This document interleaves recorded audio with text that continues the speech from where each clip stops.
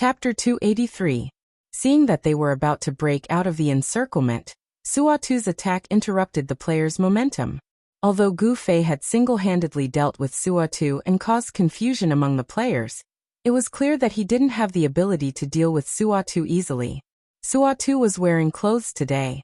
The players' formation was in a strip shape, deeply inserted into the bandits' formation. If they went deeper, Suatu blocked their way. If they retreated, they didn't want to go so deep. Fortunately, there were quite a number of players, and the players who joined the fray created a lot of space for the players behind them. Some of the mages had also arrived at the front, looking for an opportunity to cast their spells. Both sides were in a mess, and the mages were afraid that they would blow up their own people. Let me try. Drifting, known as the #1 mage in the parallel world, finally came out. He held his staff and was full of confidence. If he wanted to cast spells on the enemies in seconds like Gu Fei, he had to rush to the front of the battlefield. In that kind of chaotic situation, even if his own people accidentally bumped into the mage, his casting would be interrupted, not to mention the bandits. Gu Fei dared to cast the Heavenly Fire Wheel because he had Slender Waist Dance, the #1 mage in the parallel world, as his guard. Moreover, he wasn't at a disadvantage in a one-on-one fight with the boss. Just find some people to protect me while I cast spells, Drifting said with a smile. While Reflection Years was wondering what kind of formation could be as good as Slender Waist Dance's guard, Silvermoon waved her hand and said, "You three go." The three heavily armed warriors beside him carried their shields and came to Drifting. Drifting was surprised and said, "Heavy armored warriors? Can they resist?" "Don't worry," Silvermoon said to Drifting. "Their defense is very high." Then, Drifting was protected by the three heavy armored warriors and went into the enemy's formation. Drifting heard the sound of their shields being attacked, but they didn't move. Drifting was in the middle of the formation and wasn't disturbed at all. Heavenly Fire Wheel, descend. Drifting finally released a spell. Between the #1 mage in the parallel world and Gu Fei, no one knew whose spell was more powerful. This was because when the drifting heaven-descending flame wheels landed on the ground, they were all instantly killed without any suspense. Drifting was a standard canon mage. He put all his points into intelligence and strived to achieve the highest magic damage. His equipment either increased intelligence or increased spell damage. The staff he wielded was also an extraordinary item. After accumulating countless equipment points, he now had the strength to instantly kill a level 30 bandit. His style of advancing step by step was bound to be a kind of eternal strength. As for Gu Fei, he only relied on 2 pieces of equipment and walked the path of the vanguard. Right now he seemed very strong, but sooner or later, he would fall behind. Just like that, under the protection of the 3 heavily armored warriors, Drifting cast spells without worry and led another group of players to carve out a path. While the others were shocked by Drifting's Gao Fa's hang, Drifting was surprised by the 3 fellows beside him. Not only did the 3 of them possess terrifying defensive power, but they were also quite professional in terms of bodyguard work. The 3 of them completely followed Drifting's pace and didn't collide with him at all. They also didn't let any attacks from the outside touch Drifting. There wasn't a second Suatu that jumped out to intercept them. This party's slaughter went smoothly, and they finally completed the task that Reflection of Years had asked them to break out of the encirclement. A path opened up in the crowd, and a large number of players who were stuck on the mountain path, unable to display their skills, began to rush out through this path. After leaving the mountain road, the players felt that the world was so vast. They broke out of the encirclement and zigzagged around the bandits. The sounds of killing shook the heavens. The players had been anxious on the mountain road, but couldn't help. They had been hungry for a long time, and now, they bravely took the lead, displaying a bravery that was comparable to that of the NPCs. In front of the level 40 players, the level 30 bandit was just a plaything. After losing the advantage of numbers, there was no need to describe what happened to them.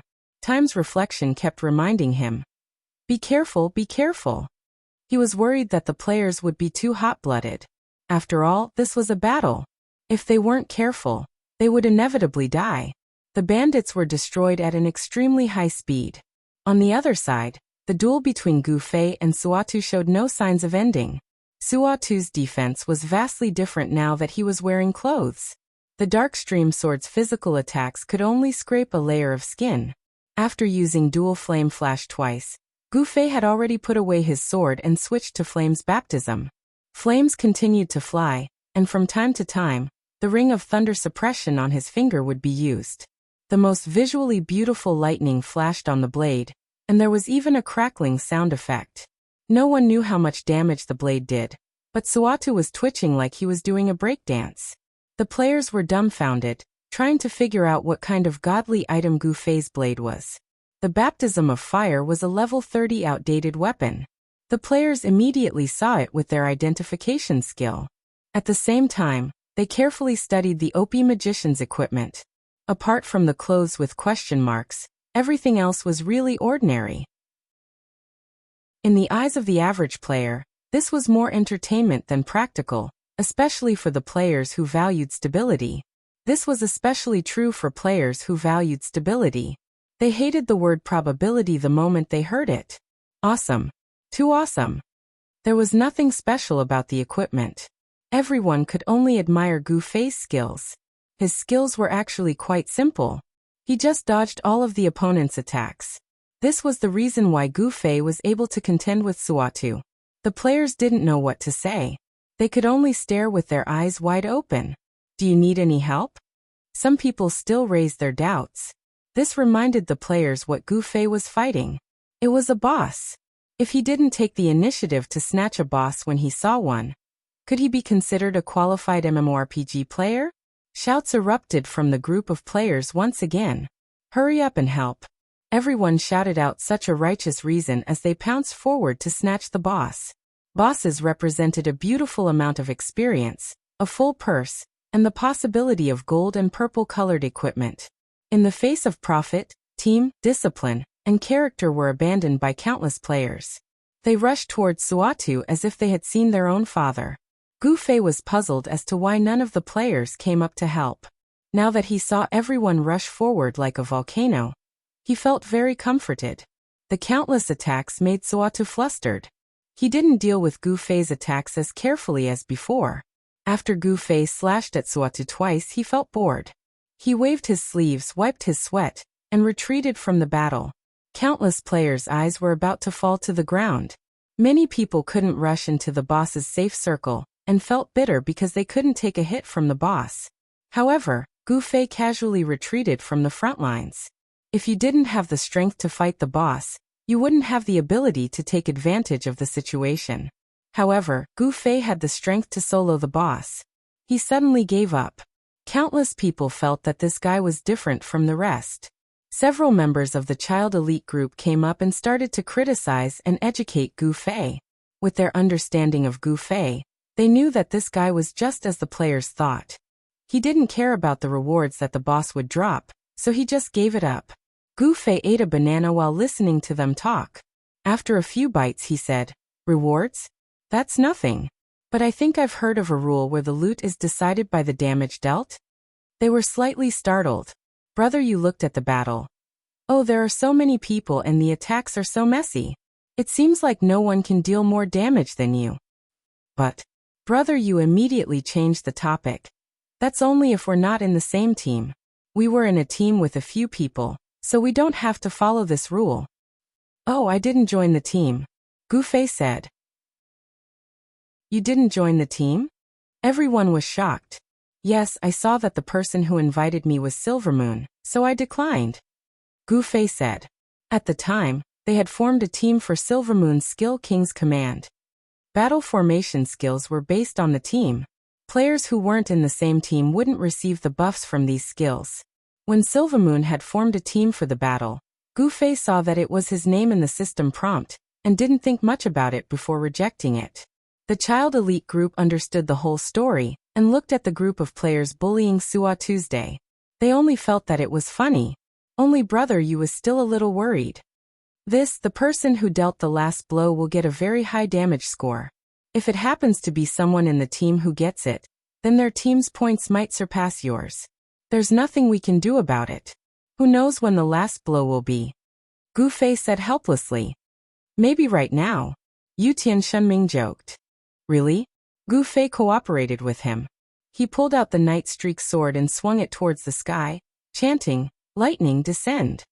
A bolt of lightning descended from the sky and struck the group of players, hitting Suatu right on top of his head. Suatu's hair stood up like a beard from the lightning strike. Smoke rose from his body, and he convulsed for the last time before finally collapsing. The child elite group members, including Gu Fei, were all dumbfounded. What a coincidence! Gu Fei muttered to himself. This time it's definitely yours. You can't run away. The others said. There's really nothing we can do. Gu Fei sighed and pushed the crowd aside. What did he drop? What did he drop? The players who had been busy for half a day glared at him. We were all wrong. This person was too despicable and shameless. Chapter 284. Gu Fei rushed up to pick up the loot, but the players were angry and deliberately ignored him. Gu Fei shouted, excuse me. Everyone only gave him a back view and pretended to look into the circle. Suatu's subordinates might be a group of level 30 lackeys, but Suatu himself wasn't a level 30 boss. Otherwise, how could the Thief Suatu quest be so difficult when the players were all level 30? Thus, the equipment that Suatu dropped definitely wouldn't be outdated. Moreover, a bag of money and 2 pieces of equipment had fallen from Suatu's bag onto the ground. The players saw it, but because of the system protection, they couldn't pick it up. This was the most painful thing in the game, and the farthest distance between players. Guys, try to persuade him. Gu Fei said helplessly to Unsworn Sword and Reflected Time. Both of them could be considered as the head stewards. The two had a serious expression on their faces, but they were gloating in their hearts. But since Gu Fei had said it, they couldn't just ignore it. Reflected Time said awkwardly, this kind of thing, it's really hard to persuade him. You see, Reflected Time was trying to stall for time. The system protection had a time limit. If it was picked up after the time limit, how could he get it back? This was the most unrealistic dream in the game. But Gu Fei was a straightforward person. When he heard Reflected Time's hesitation, he shook his head and sighed. Then there's nothing we can do. The two were feeling pleased with themselves when Reflected Time suddenly had a thought. This guy isn't going to start a massacre, is he? At present, although everyone seemed to be comrades, the enmity between them was only temporarily suppressed. He himself was gnashing his teeth against Gu Fei. In his mind, Gu Fei was a despicable and violent person who killed people without blinking an eye. At this time, it was not surprising that he killed everyone. Hey! Reflected Time was about to speak when he saw Gu Fei suddenly jump up and point at the crowd. Teleport, move. Gu Fei disappeared. In the middle of the crowd, a group of players squeezed to and fro.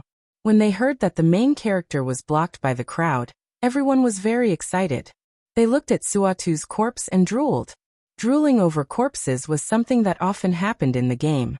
Just as Suatu was counting the time with his fingers and getting ready to fight with the other people around him, his vision suddenly blurred, and a person directly stepped on Suatu's day. The crowd turned pale with fright. Gu Fei smiled at everyone as if there was no one else present. Let's see what we have. Gu Fei smiled as he picked up the pouch and the 2 pieces of equipment from the ground under everyone's pained gazes. Then he started searching Suatu's corpse. In the game, items would sometimes drop directly from defeated NPCs, and sometimes they would be found by the players themselves. Occasionally, a boss would be killed, and their fates would be very tragic. The players wanted to cut them up to find the items, but the system didn't allow for such a bloody scene.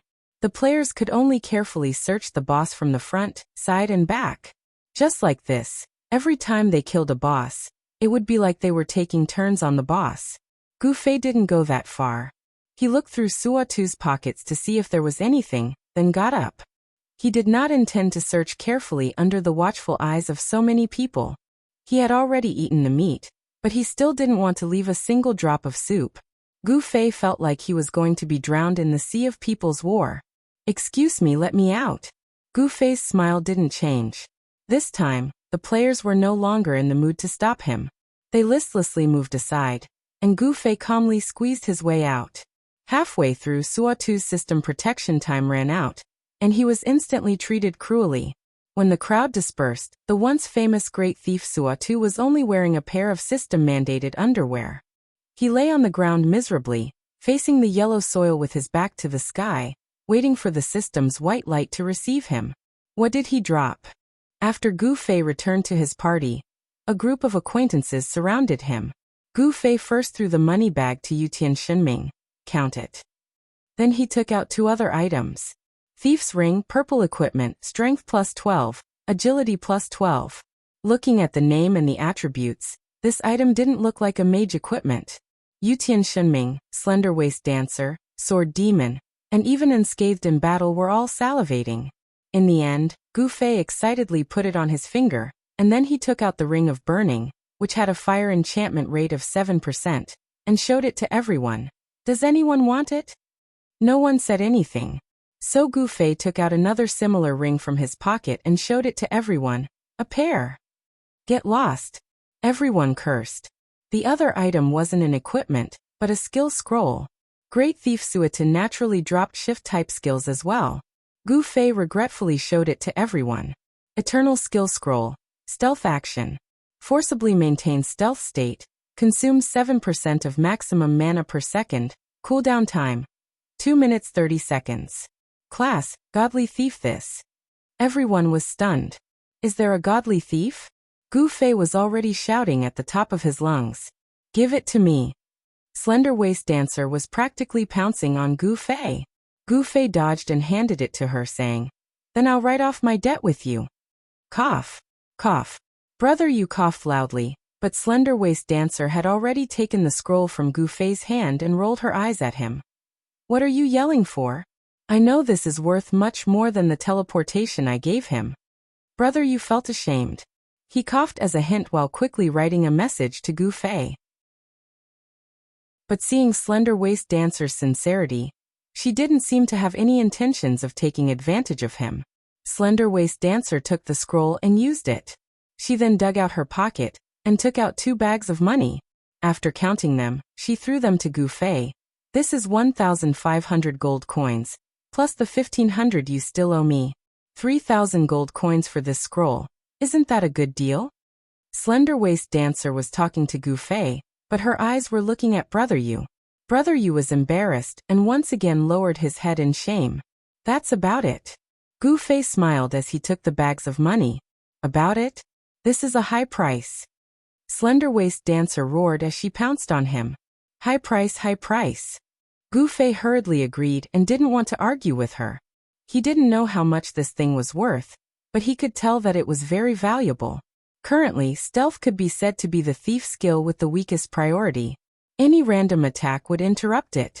However, this skill basically raised stealth's priority to an invincible state. Regardless of whether the player was attacked or attacked, stealth wouldn't be interrupted. It was a nightmarish skill. On the other side, Yutian Shenming and Unscathed in Battle saw Gu Fei put the bag of money into his pocket. Their eyes were red and they said sourly, Even a beauty's money. Scum. Yes, beast. The two echoed each other. How about we split it? Gu Fei asked. The two were overjoyed. Okay. Scram, scum, beast. Gu Fei said. At this point, the trip to Black Dragon Mountain Range had come to an end. It could be said that Gu Fei had made great contributions in building the rope bridge along the way, as well as the final charge. Even though drifting was the one who opened the passage, if it wasn't for Gu Fei single-handedly taking down Suatu, drifting would have definitely died. The players understood this, but Gu Fei took all of Suatu's loot. This made everyone feel resentful. In the end, they didn't feel grateful at all. Instead, they cursed Gu Fei to die a horrible death. After leaving the mountain road and walking on the vast plains for a while, the silhouette of Moonlit City appeared in front of them. Everyone let out a sigh of relief. They had finally passed the first stage of this quest. As for what benefits they received in the process, everyone felt resentful towards Gu Fei. Moonlit City. Gu Fei was filled with emotion. June Rain was even more emotional than Gu Fei. To be honest, June Rain had spent more time in Moonlit City than in Cloud City. She was familiar with this place. Seeing that there were players in front of them, June Rain took out a piece of cloth from her pocket and quickly covered her face. Little Rain, what are you doing? A girl asked curiously. Everyone here is like this, June Rain said with certainty. The others were confused and asked her the reason. June Rain couldn't answer, and only said that everyone here was like this. Gu Fei remembered that the last time he was here, there were masked robbers, but everyone is like this was far from it. Everyone continued to walk forward in confusion. In the blink of an eye, they had stepped into the leveling area. Looking up, it was just as June Rain said. Everyone's face was covered with a piece of cloth. What's going on? Everyone thought it was funny. When the masked men saw the sudden appearance of such a large group, they all stopped what they were doing. Some of them had already slowly retreated and were whispering nervously together. What's going on? Why are there so many people? Damn, does that trash have such a strong background? Damn, we're in trouble. What a big scene. Is that kid from the 10 Guild Alliance? I don't see any badge on him. Damn, he can't be one of those bastards who pretends to be weak, right? This time we're screwed. But these people don't seem to have the badge of the 10 Guild Alliance. Damn, other than the 10 Guild Alliance, who else can make such a big scene? Let's get out of here. In just a moment, most of the people in the leveling area had left. What appeared in front of everyone was a desolate place. It was a stark contrast to the fierce competition in every leveling area in Cloud City. Everyone was at a loss. In the end, it was the 3 leaders of Reigning the Four Seas who came out and said, "Everyone, it's getting late. Let's hurry up and enter the city. Everyone in the mercenary group, please take note in Moonlit City. We'll take some time tomorrow to review the rewards for the journey." Boss Unsworn. Suddenly, a mercenary group member came out and said, "Speaking of which, your quest seems to be to escort something, right? Why do I suddenly realize that we don't seem to be escorting anything along the way?" Chapter 285. The comrades in the mercenary group were all experts in missions. They knew that in this kind of escort mission, the escorted items usually couldn't be put in the player's pocket. They had to be carried. In short, the items had to be placed in broad daylight. But along the way, they didn't see anyone in the formation of the Four Seas carrying such items. But it was an indisputable fact that they had a mission. The bandits' charge at the mountain pass, the cut-off Black Dragon Mountain's mountain path, and Suatu's interception at the end. These weren't the usual scenes. It was obviously because of the mission. At this time, they had already reached the first stop. Finally, someone couldn't help but ask the question in his heart. He thought he had asked a very important question, but who knew that everyone was looking at him with strange eyes? This person was very puzzled. Although his friends usually called him Xiaobai, this question wasn't Xiaobai at all. Was there something wrong? Just as he was puzzled, Unsworn Sword smiled and said to him, "Brother, did your leader not come to meet with us today for a meeting? Or did he forget to tell you?" Leader? This person was slightly startled. He felt that this title was unfamiliar to him. After a long time, he reacted and looked at Tsubasa Sakuratsuka, who was stuck like mud in the boundless wilderness. Tsubasa Sakuratsuka was very busy and had no time to pay attention to him. So no one paid attention to him anymore, and the team continued to march in the direction of Moonlit Night City. After this journey, the players of Cloud City who came to Moonlit Night City for the first time had a very intuitive understanding of the customs here. Along the way, they encountered a total of 5 group fights and 17 solo fights. Apart from that, some of the fights happened in places that were relatively far away, and the players couldn't see clearly. Such a fierce folk custom left the players of Cloud City speechless. As for why they had to cover their faces, they now had a preliminary understanding of it. Because of the 22 fights they saw along the way, 7 of them didn't resolve the problem properly because they covered their faces. They could only hear people shouting, "I'll recognize you even if you turn into ashes." And then a fight broke out. The funny thing was that in 2 of the fights, their masks accidentally fell off. As a result, both sides were stunned and cursed. "Who the fuck are you?" But in the end, they didn't laugh it off because it was a misunderstanding. Both sides tied up their masks and continued fighting. Old grudges had yet to be resolved, but new grievances had arisen. Persevering to the end, PK tirelessly. The members of the Cloud City organization were all veteran players. At this time, all of them were full of curiosity as they watched the scene unfold before them. However, this 1,000-man team was a spectacular sight. Wherever they passed, Moonlit City's players would immediately retreat and watch from afar. Naturally, everyone was discussing it in private. For example, Gu Fei and the others from the child elite group who had been to Moonlit Night City, they were naturally discussing how the culture of Moonlit Night City had evolved. Those who had lived in Moonlit Night City for a long time, such as Willow and June's Rain, were now full of nostalgia for returning to their homeland. There was also Silvermoon, who had a grudge with the entire city, and had unknowingly pulled a piece of cloth over her face. Boundless Mang, who was originally the same as him, did not dress up like this, and continued to march among the group. Soon, the group arrived at the gates of Moonlit Night City. Unsworn Sword gave his final speech. Now, everyone can disperse. 7 o'clock tomorrow night. We'll meet at this place on time. No problem, right? The players responded and dispersed at the city gate. This quest was the same as the previous matches, chosen to be carried out after 7 o'clock at the prime time. However, not all players only had time to play during this time every day. For example, the child elite group, apart from Gu Fei, everyone else seemed to be living in a game. At this time, when they arrived at Moonlit Night City, the quest was suspended, but these players still had to continue playing. However, after walking this way, everyone had fully understood that Moonlit Night City was not a safe place. They did not have as much freedom as they usually did in Cloud City.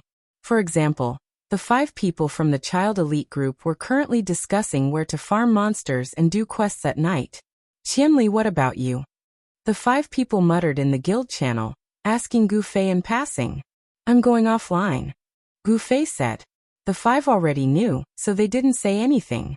People like Gu Fei, who logged off on time, made up the majority of the players. However, these 1,000 players in front of him were all outstanding talents and experts of Cloud Peak City. Experts in the game were usually built up over time. Amongst these 1,000 players, the ones who logged off were the weakest. Gu Fei and the girls from Amethyst Rebirth were part of the offline party, while the other players who were about to go offline were still asking around for directions to the resurrection point. 6 Months Rain and Under Willow were familiar with the route. June Rain acted as the host and led the girls to the resurrection point. Under Willow, the native of Moonlit Night City, was rather quiet. She stared at a spot, quietly took out a dagger from her pocket, and activated stealth. Just as she took a step forward, she suddenly felt a light tap on her shoulder, and her stealth was broken. Under Willow angrily turned around to look. It was Gu Fei. What are you trying to do? Gu Fei smiled. Under Willow used her gaze to speak. The direction she was looking at was Boundless Mang, who was standing at the intersection of the street.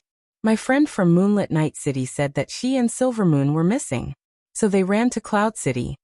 Under Willow said angrily, I should have known. Silvermoon is already in Cloud City. How could she not be here? During the tournament, Silvermoon had already made a name for herself in Cloud City. However, Under Willow only had a grudge with Boundless Mang, so she didn't vent her anger on Silvermoon. Although Boundless Mang was unknown in Cloud City, she had interacted with the girls from Amethyst before. How could Under Willow not have heard of her? Gu Fei was curious. After asking, Under Willow was also at a loss. When? Yeah, the day after we leveled up together, Gu Fei said as he reminisced. That time. Under Willow also recalled and quickly reacted. After that day, I fell sick and didn't play for a few days. Oh, Gu Fei also recalled. That day, Under Willow was indeed in a bad state, and looked like she was going to collapse at any time. So you don't know anything. Gu Fei then briefly explained how Boundless Mang and Silvermoon came to Cloud City. Under Willow indeed did not know. The story of Silvermoon and Boundless Mang was also talked about by the girls for 2 to 3 days.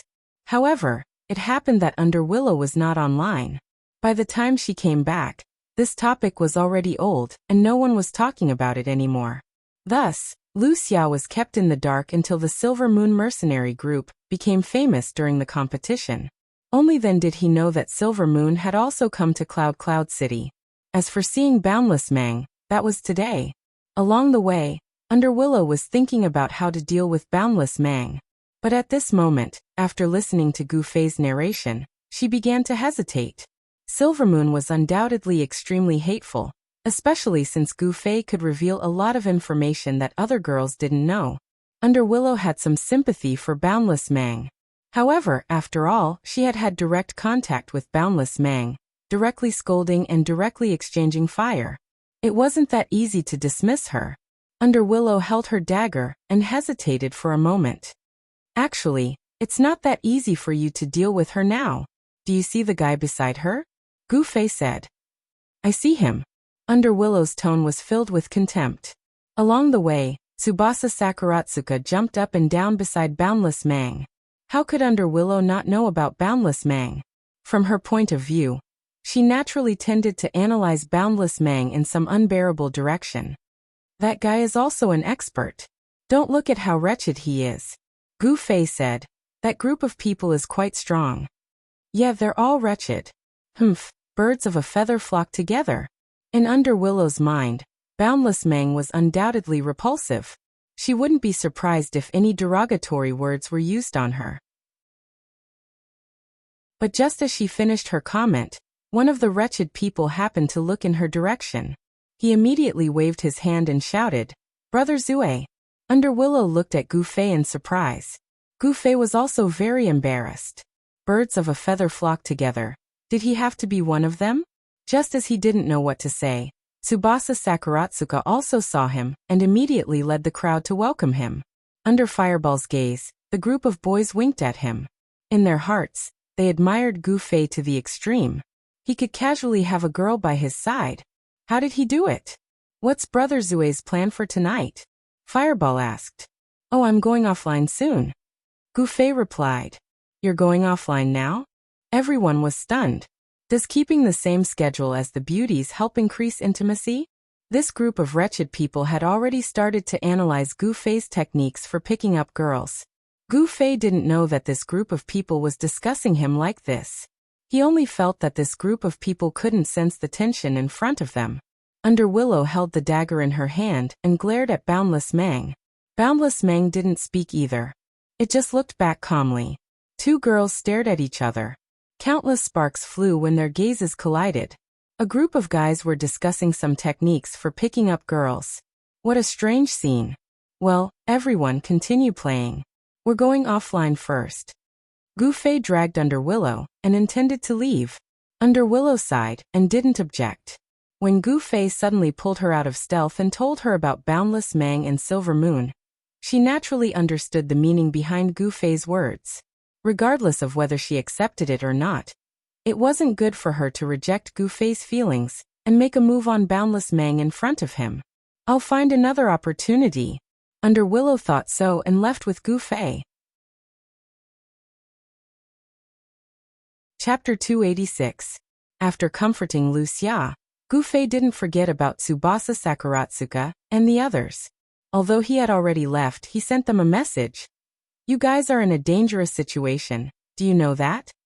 Gu Fei directly sent the message to Tsubasa Sakuratsuka. What's wrong? Tsubasa Sakuratsuka didn't understand. Boundless Mang, she has a lot of enemies here. Gu Fei said.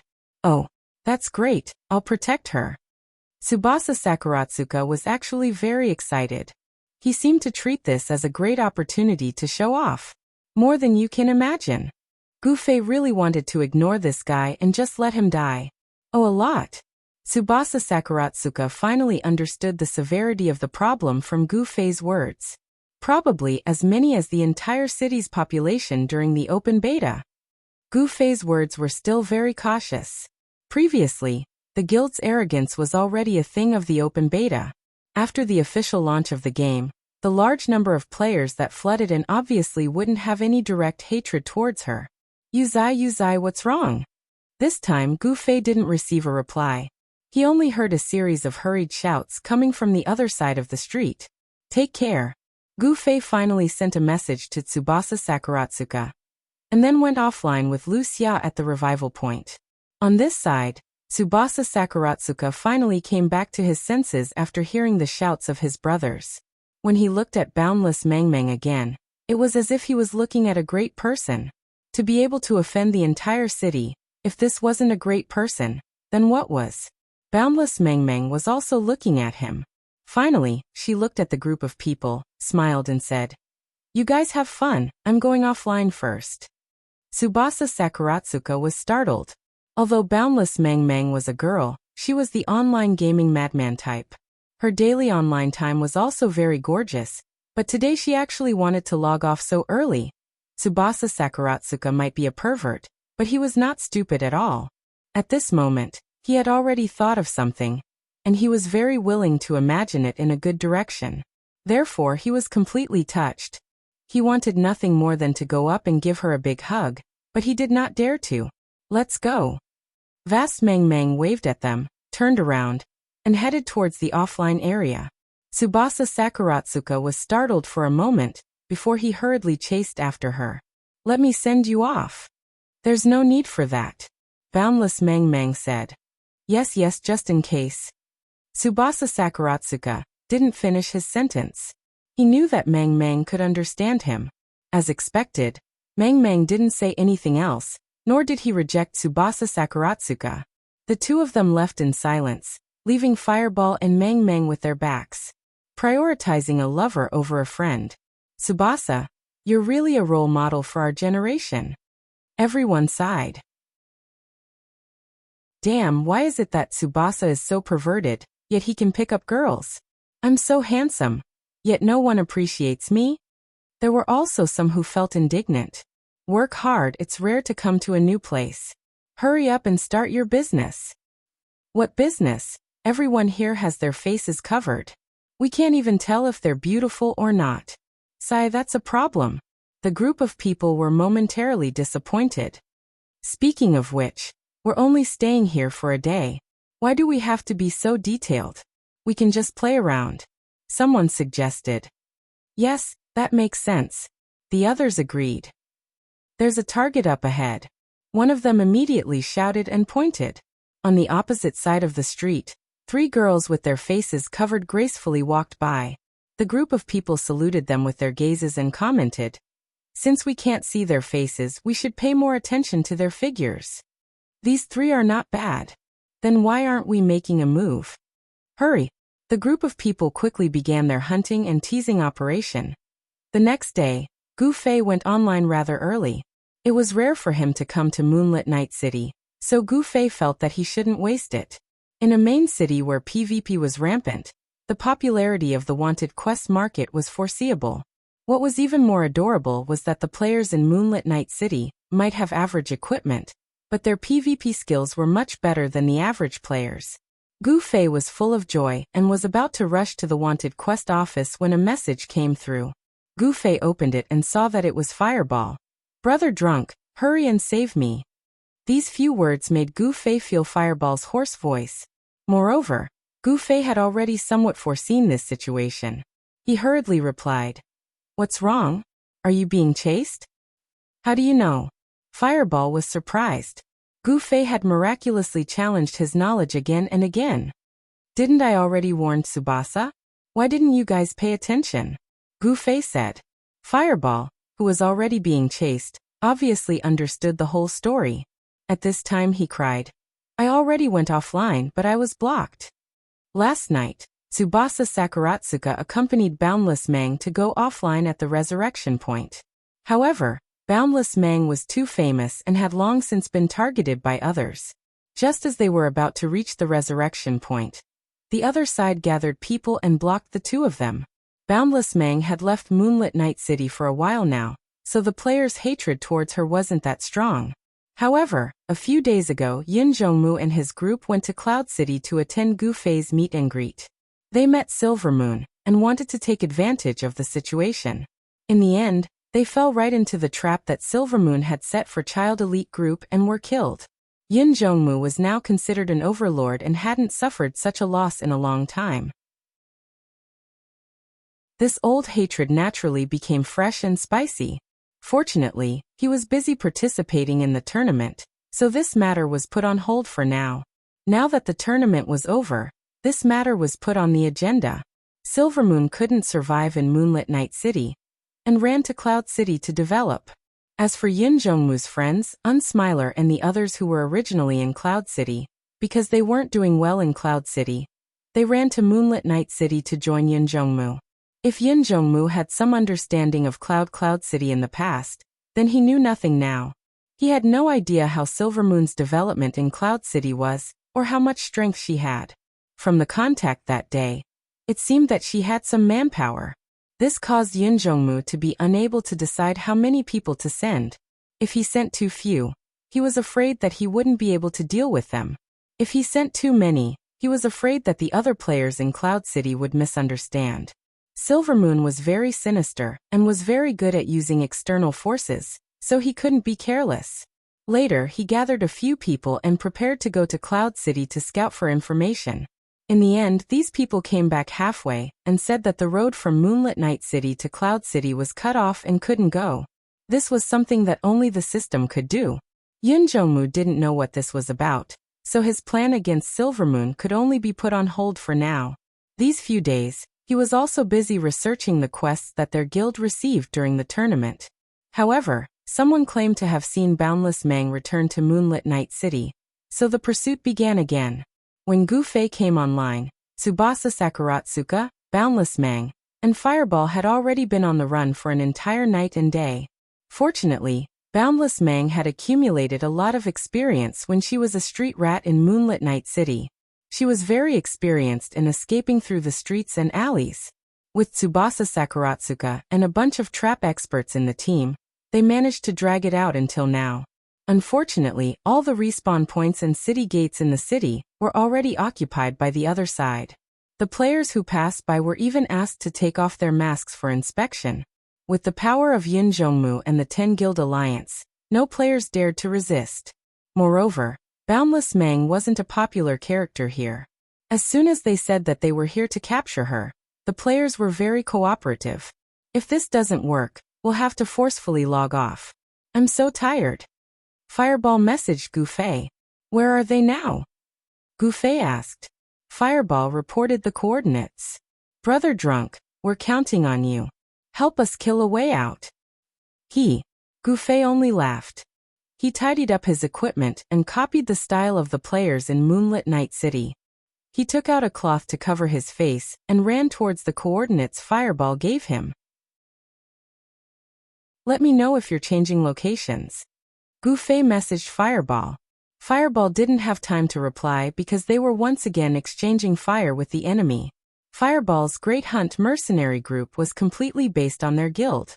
It was similar to the relationship between the Four Seas mercenary group and Reigning the Four Seas. Currently, the mercenary group was level 2 with a total of 40 people.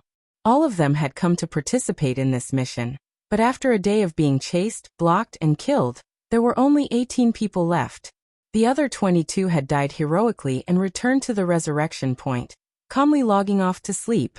Let's go. Boundless Mang led the way. The traps had already been set up behind them. Tsubasa Sakuratsuka looked at Fireball in confusion. I'm so curious. 22 people have died.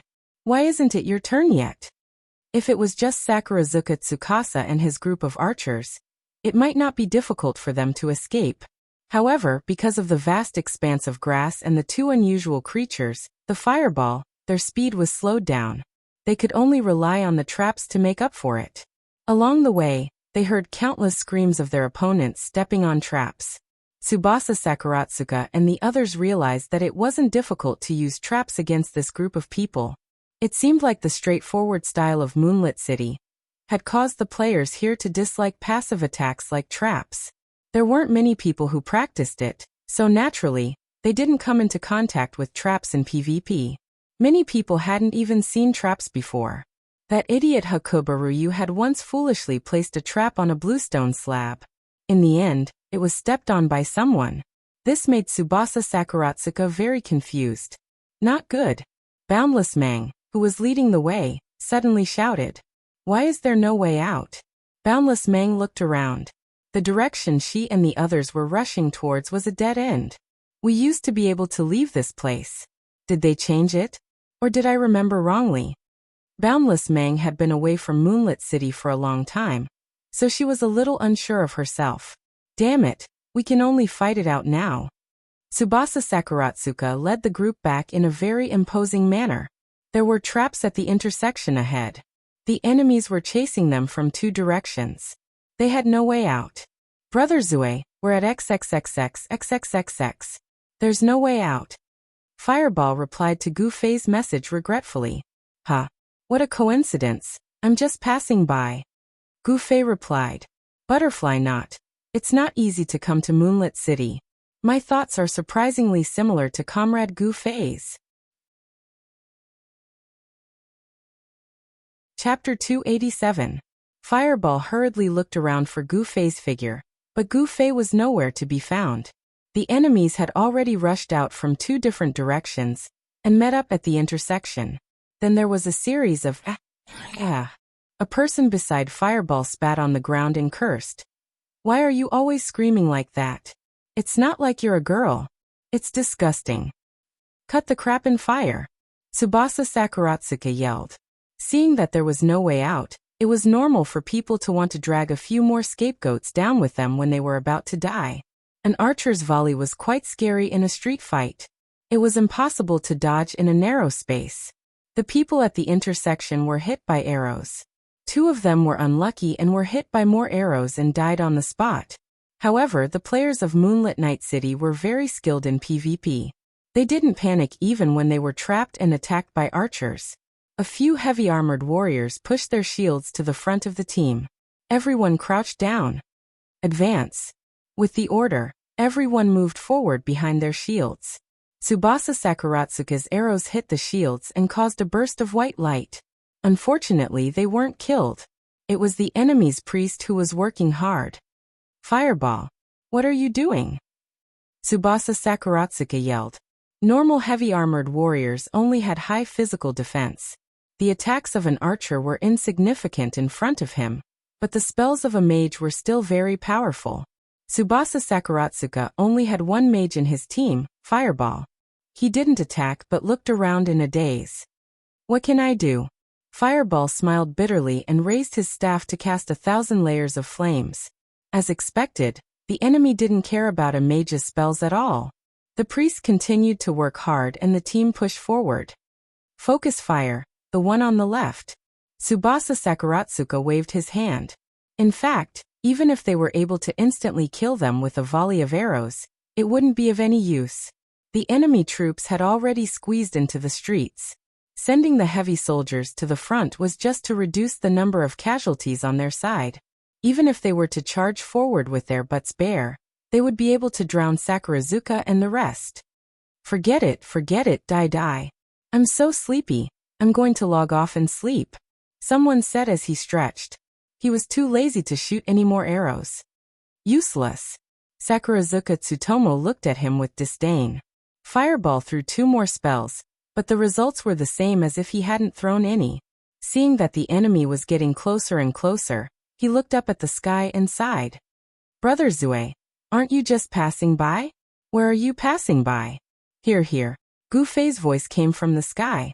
Following that, a bolt of lightning flashed on the flat ground of the street, and a net of lightning and fire interweaved instantly formed. The people of the 10 Meetings Alliance were still pushing their shields and charging forward. It was firmly pressed against the net. A loud noise rang out. At this moment, the row of heavy armored soldiers were like beef thrown on a red-hot iron plate. They began to emit green smoke, and at the same time, electric sparks continuously flashed around their bodies. The color was mainly yellow and blue. The entire row of people was shocked to the point that their lips were trembling. The people behind them were also frightened. Someone reached out to pull, but was slapped away by another person who had very common sense. Be careful, there's electricity. Then what should we do? We have to use something insulated. This person was a thief. He immediately took out a big wooden stick that every thief had, a staggering blow skill, and hit the arm of the person in front of him that was holding the shield. The person turned his head, and with trembling lips he tried his best to say, "Fuck your mother." What do we do? Everyone panicked. They used their hands to pull because they were afraid that electricity would be conductive. And they used an insulating wooden stick, but they still couldn't save the person. The research work of unfamiliar skills was always so difficult. All skills have a time limit. Let's wait, someone suggested. Therefore, the row of heavy armored soldiers who were convulsing all turned around and glared at that person. Their lips trembled as they cursed in unison. Fuck your mother. Where did this thing come from? Someone thought of a good way to solve the source of evil. Everyone looked around, and some people looked up. Therefore they also saw Gu Fei on the roof, holding a purplish-black longsword, masked and wearing a black robe.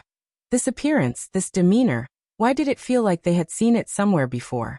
Some of the players who had participated in the great battle between the 10 Meetings Alliance and the former Dust Guild had vague thoughts in their minds. They were puzzled. Suddenly, everyone felt heat under their feet. Another 1,000 layers of flames? Cleric. Someone shouted. 1,000 layers of flames. It was indeed the 1,000 layers of flames. But this time it wasn't fireballs but Gu Fei's. The moment the flames rose, the person who had shouted for the cleric had already died. The originally crowded street suddenly became like a honeycomb coal.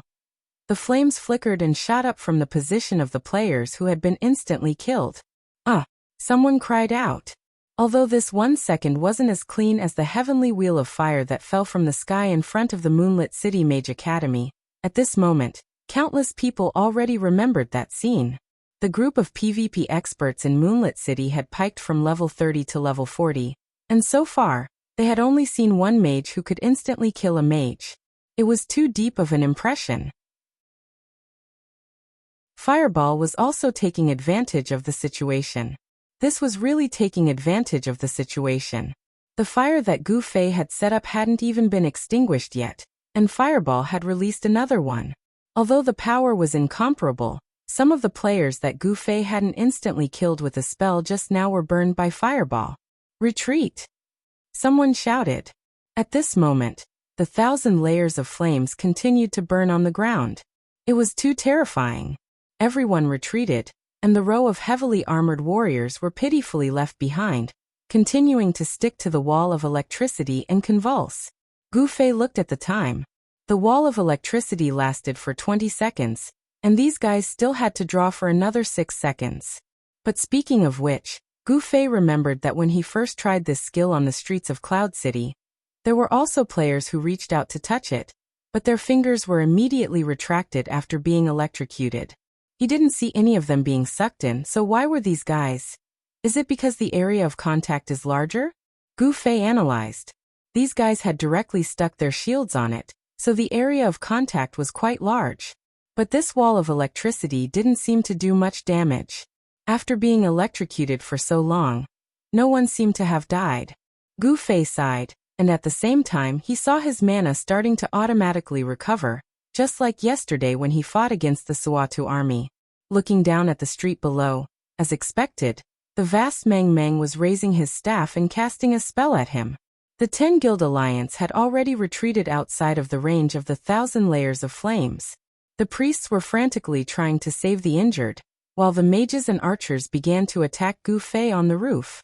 On the roof, Gu Fei ran with large strides, dodging the chain fireballs, picking off the homing arrows, and then lightly lifting his finger, he disappeared with a whoosh. These Moonlit Night City players naturally didn't know that Gu Fei had mastered the instant movement skill. Seeing him disappear into thin air, they were all stunned. But at this time, Gu Fei had already appeared beside them. The group of people were still looking up at the roof at a 45-degree angle. Gu Fei had already spread out his dual flame flash, and another circle of people disappeared. At this time, the wall of electricity finally ended, and the row of heavy warriors stopped convulsing, finally returning to peace. The few of them let out a long sigh, and wanted to hug each other and cry. Tsubasa Sakuratsuka saw that the wall of electricity had disappeared, but these guys were still not dead. He hurriedly called for everyone to launch a fierce attack. These people were indeed very badly electrocuted, but after all, they were still people with rich battle experience. At this time, they discovered that they weren't far from the opponents, and the opponents were all archers.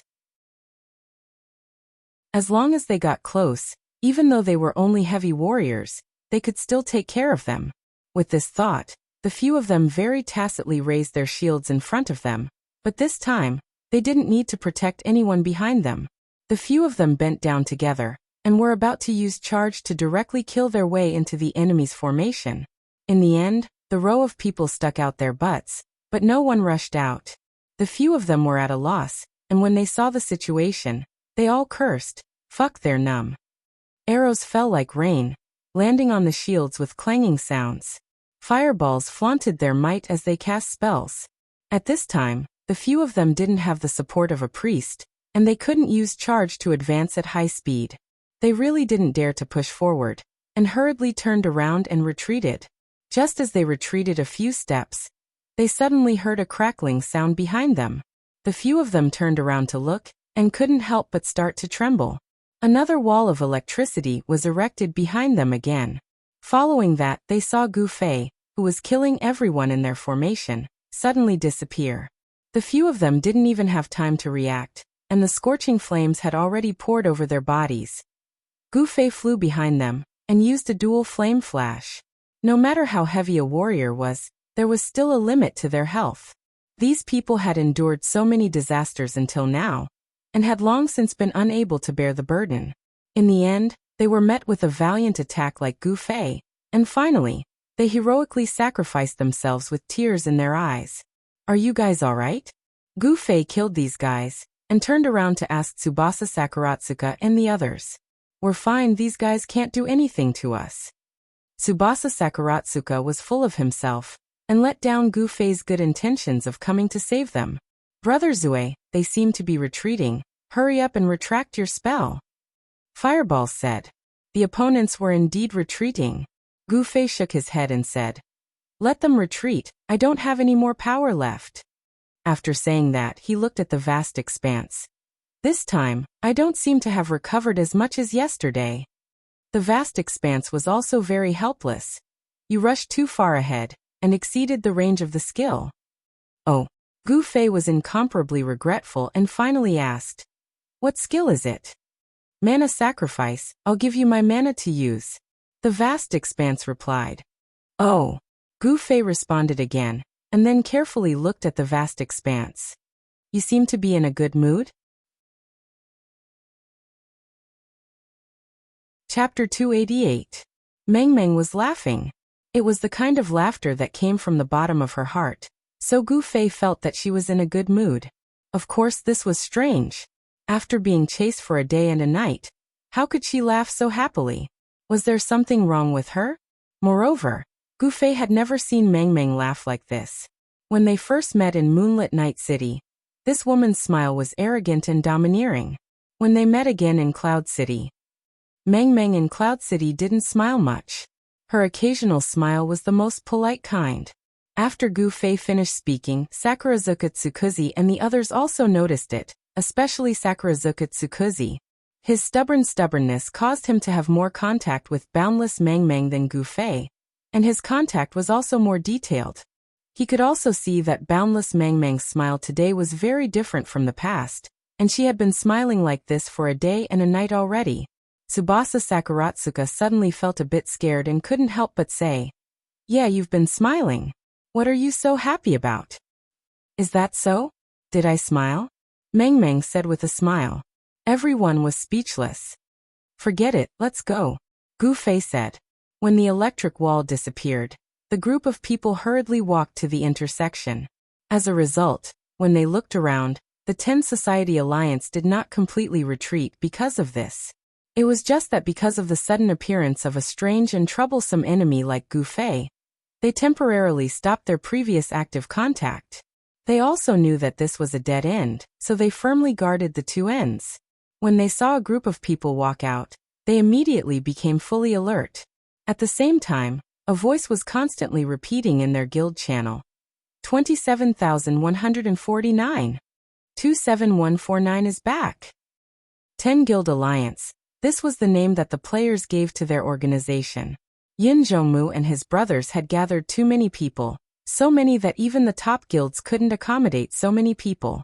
In reality, they originally came from different guilds, but because of the existence of the Pre-Dust Guild during the open beta, they were forced into the same trench. Now that the Pre-Dust Guild had been defeated by them, the revolutionary friendship between them hadn't been broken. They were still brothers, and each led their own guilds to continue to unite together, forming this 10-guild alliance. Although this wasn't guaranteed by the system, it was truly maintained by the friendship between people. However, not having the support of the system was also a troublesome matter. For example, the shout of 27149 is here was being transmitted in all 10 guild channels, followed by the chaotic sounds of discussion. Everyone knew who the target of this hunt was, so it caused the current situation to be extremely confusing. In the minds of all those who had memories of the past, 27149 was clearly a righteous man who helped them defeat the bygone Dust Guild and overthrow Silvermoon and the vast expanse's tyrannical rule. How did he abandon himself to stand on the opposing side after not seeing him for more than a month? This was simply too puzzling. As the chief leader of the 10 Societies Alliance, Yin Zhongmu didn't need to personally lead a team to kill a few dozen people. However, after knowing that 27149 was involved, Yin Zhongmu took it very seriously.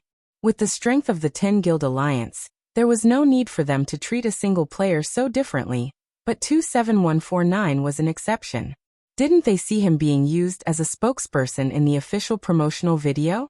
This caused a lot of discussion in the game, and they suspected that this person's valiance was due to some sort of hidden nepotism.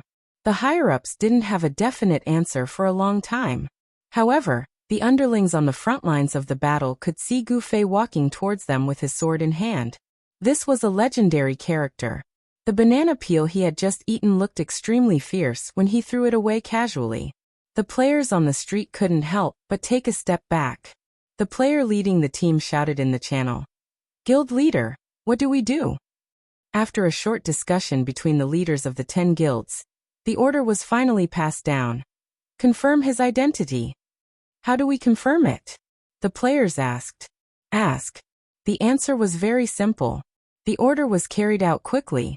The leader of the players looked at Gu Fei, who was walking towards them, and immediately asked after receiving the order, 27149? Qianli is drunk? This was the only player on the level leaderboard, but his name was being sung all over the game. Gu Fei didn't have any reason to avoid it, so he just nodded. Gu Fei's answer was quickly reported to the higher-ups. After a short discussion between the higher-ups, Gu Fei's sword was only 0.01 centimeters away from the leader. He calmly gave the order, retreat. After countless PvP battles, the players of the 10 Guild Alliance had long developed the trait of completely obeying orders in group battles. As soon as they heard the leader's order, they immediately turned around and left. Hey, why are they leaving? Gu Fei was anxious. Our boss said. The leader glanced at Gu Fei. If it's you, then we have to give you face, so let's forget about it this time. Sigh. Gu Fei didn't know that he was so important, and he didn't know if it was too late to change his words, so he hurriedly said, "Actually, I'm not." The other side was startled and stopped. One moment he was, the next moment he wasn't. It was very confusing. It was obvious that if Gu Fei wasn't 27149, the trouble would continue. Everyone was willing to believe that he was 27,149, and they had already made it clear that they would give him face. This was clearly something that could be taken advantage of, but he suddenly changed his words. It was really puzzling. There was no lack of PvP fanatics in the game, but it was extremely rare to see someone as crazy as Gu Fei. Gu Fei was PvP with them, but Fireball and the others were thinking about how to escape. When they heard that the other side was giving Gu Fei face, they were relieved. They didn't expect Gu Fei to be so troublesome. Seeing that the other side was starting to hesitate again, Fireball immediately jumped out and jumped to Gu Fei's side and said, "Drunk bro, don't be funny. It's obvious that an outstanding talent like you is 27,149. Apart from you, who else would have such skills? Your black robe, sharp sword. Get lost." Gu Fei couldn't take it anymore. The other side listened and smiled. Indeed, Gu Fei matched the legendary 27149. His image, temperament, and valiant instant kills were all in line. With his identity, it was unnecessary to even ask about him. As for why he suddenly didn't admit it, who knew? No matter how brave the 10 Guild Alliance's Moonlit City players were, they couldn't help but be a little selfish. Leveling wasn't easy, and no one was willing to drop levels. With a strong opponent like Gu Fei, it would be best if they didn't have to fight him. Even if they had to fight him, it would be best if they didn't have to fight him first. The leader didn't say anything else with this bit of selfishness. He waved his hand and left with his group of brothers. The players on the other end of the street seemed to have received orders from their superiors to lure people away. Gu Fei was very disappointed and silently put his sword back into his pocket. The players under Tsubasa Sakuratsuka were all dumbfounded. Not only was this person good at picking up girls, but his skills were also unbeatable. He only gave his name and the other side said that he wanted to give face and leave. Thinking about how the other side had pursued him for a day and night, and now, in their eyes, Gu Fei's image continued to grow taller, taller. Helpless, Gu Fei turned around and looked at the crowd. He spread his hands and said, "Looks like it's fine. Be careful. Maybe they're waiting outside or at the entrance of the safe zone to ambush us." Tsubasa Sakuratsuka said. "They won't." Dazzling Mang shook his head and said, "Although these guys aren't good people, they always do what they say. Since they've already said it, it looks like they'll give you face today." Oh. Gu Fei nodded and didn't say anything. Sword Demon and Unscathed in Battle talked a lot about Yin Zhongmu's group. They all praised them for being hot-blooded, heroic, loyal, and manly. As for Gu Fei, honestly speaking, when he came into contact with Yin Zhongmu was also sneakily trying to ambush him. So, people's personalities were really too complicated. Hearing that everything was fine, Tsubasa Sakuratsuka and the others finally relaxed. After running around for a day and night, they didn't have time to talk. Now that they finally had time, Tsubasa Sakuratsuka threw out the question that had been stuck in his stomach for the whole night. What kind of grudge do you have against them? So vicious.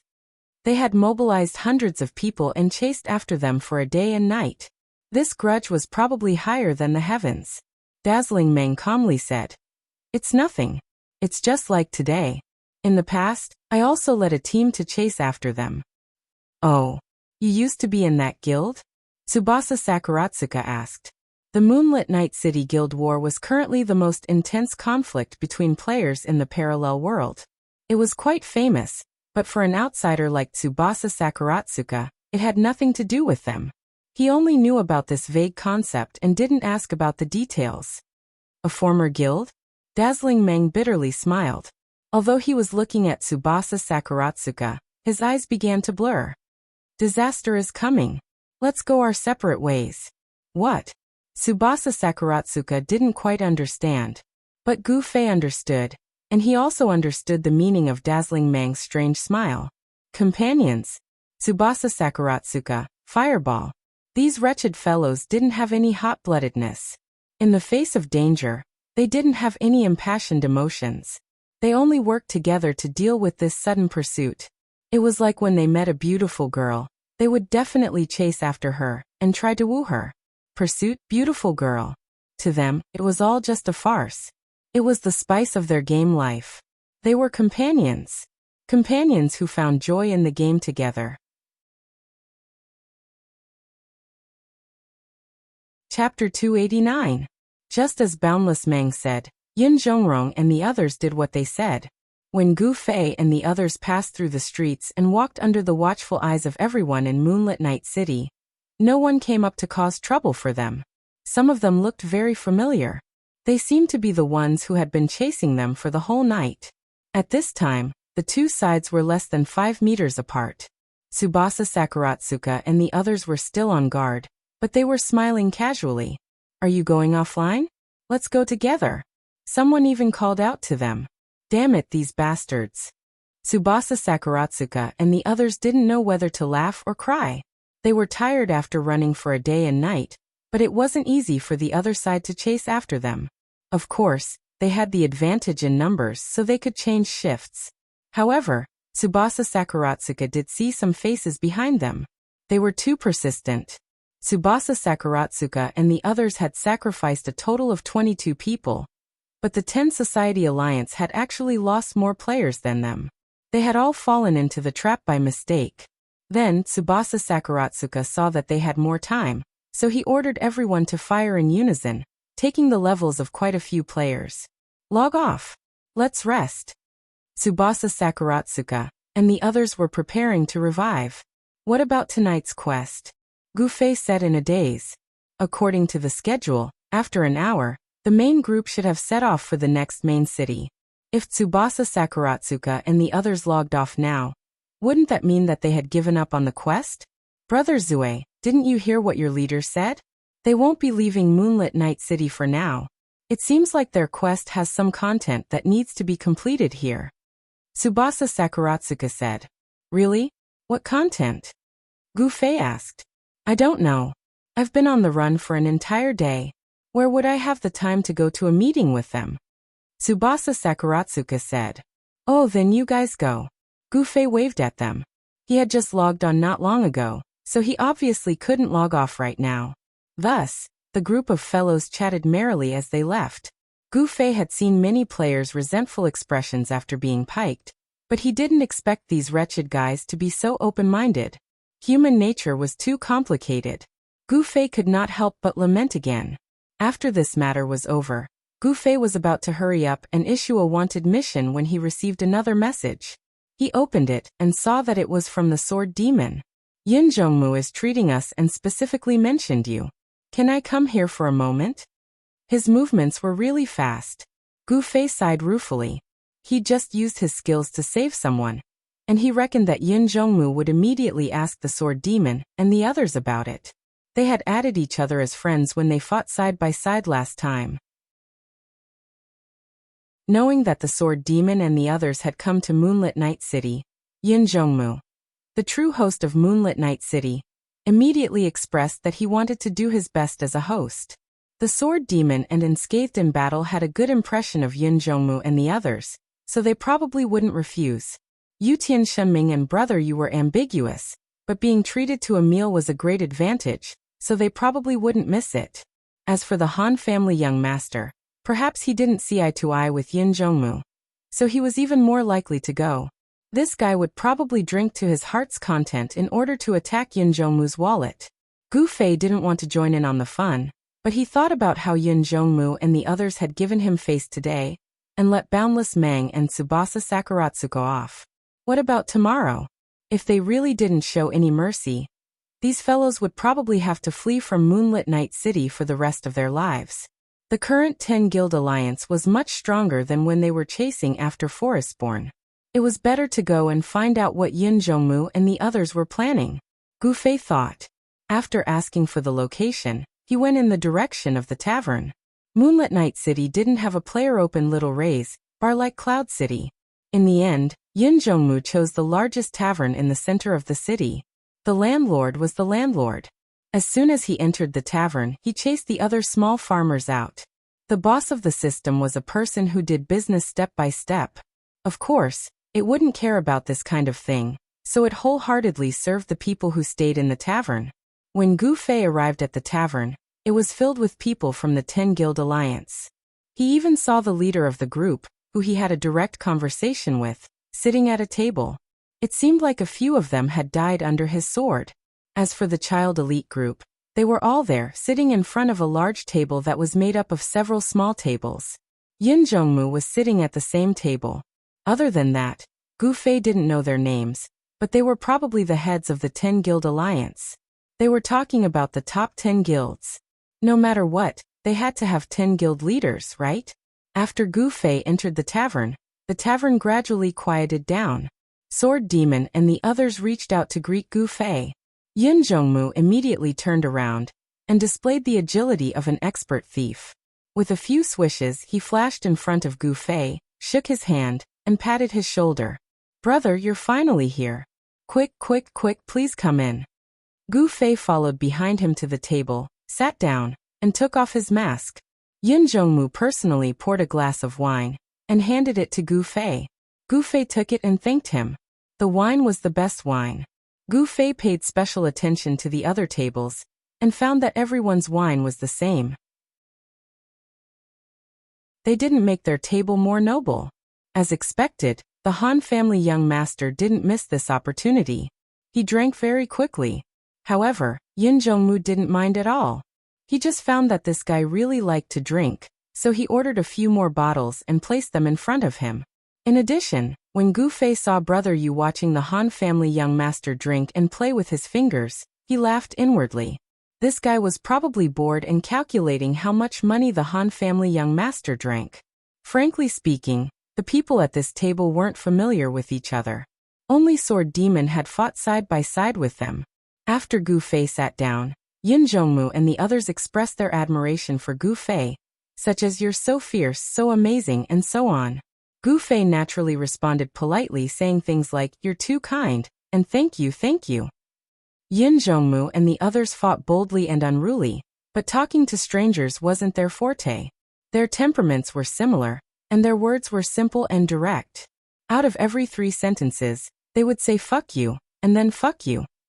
They immediately felt that they had a common language with each other. When this group of people gathered together, there were clearly 10 leaders with 10 mouths, but they all spoke in the same style and tone.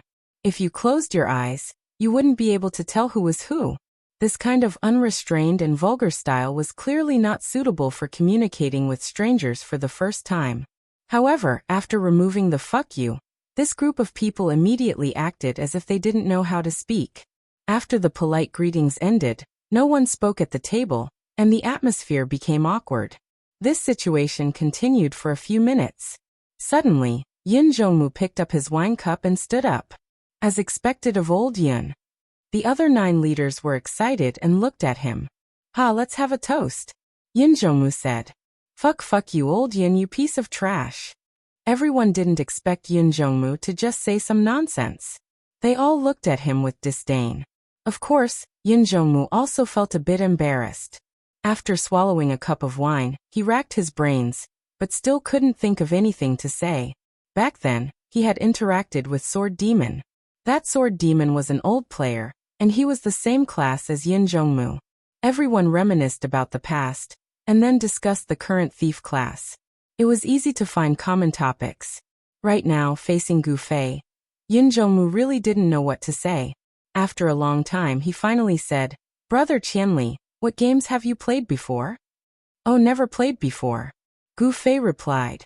If it was someone like Silvermoon sitting here, he would definitely immediately say, "You're so strong on your first game? What a genius." Then a bunch of dizzying people would come forward. However, these people immediately felt that Gu Fei hadn't gone before. He was very different from them, and the 2 sides were really very far apart. Just like that, everyone was holding their own wine cups to entertain themselves. Even Cloud Twilight himself felt ashamed of himself for inviting this group of trash to the table. He inwardly regretted inviting these useless people to the table. He should have invited the higher-ups of the Ascendant Association to liven up the atmosphere. When he thought of this, Yin Zhongmu became angry again. He slapped the table and said, "Zhu Xian, you bastard. Don't you usually talk a lot? Why aren't you talking today?" Zhu Xian shrunk his head, and after looking at Gu Fei, he finally said, "You seem to have cut me before?" Yin Zhongmu fainted. "I asked you to talk, and you actually said something so disrespectful. I really want to personally drag this guy out and kill him." Unexpectedly, Gu Fei nodded and said, "I think so. You were with Non-Smiler last time, right? Speaking of which, I haven't seen Non-Smiler in a long time," Gu Fei said as he looked at the people around him. In the end, they all raised their cups and drank in an orderly manner, looking as if they were watching a show. Yin Zhongmu said a bit awkwardly, "Oh, he's not here." Non-Smiler was online, but Yin Zhongmu didn't call him. Even if he did, Non-Smiler wouldn't be willing to come. In the battle with Gu Fei and the others, Unsmiler had lost 10 levels. However, if one were to convert that low-level experience, it would be equivalent to today's 40-level loss of 39. In comparison, it wasn't that big of a deal. Even so, the negative effects of this incident were very big. Even now, when people asked for his name in-game, Non-Smiler would be like a ball of fire. In the hearts of countless players who knew of that incident, Non-Smiler already had the attributes of a grandson. No matter how strong you became in the future, in front of this Qianli, you would always be a grandson. Non-Smiler's hatred towards Gu Fei wasn't something that could be easily resolved. It was an eternal psychological wound that hurt whenever he thought about it. Yun Zhongmu was Non-Smiler's good friend, but not only did he not take revenge for him, he was sitting at the same table as Gu Fei and drinking. This was the reason why he felt awkward. This was because he had no other choice. From a personal point of view, Yun Zhongmu wanted to help Non-Smiler kill Gu Fei. Unfortunately, Non-Smiler wasn't a very good person. Out of the 10 guild leaders sitting at the same table, 8 didn't like him. The only one, Zhu Xian, was an idiot who didn't care about anything. Didn't you see that he even brought up the topic of being killed by you and Gu Fei? Even Yun Zhongmu himself sometimes wondered how he and Non-Smiler became brothers. It was very clear that in that non-simulated era, the impression of people in the game was very vague. Most of it was made up from one's imagination. And in this kind of simulated era, where people could directly communicate face to face, it wasn't that easy to hide one's face. The idea of helping Non-Smiler get revenge had been constantly shaken in Yun Zhongmu's heart when he finally met Non-Smiler face to face in Moonlit Night City.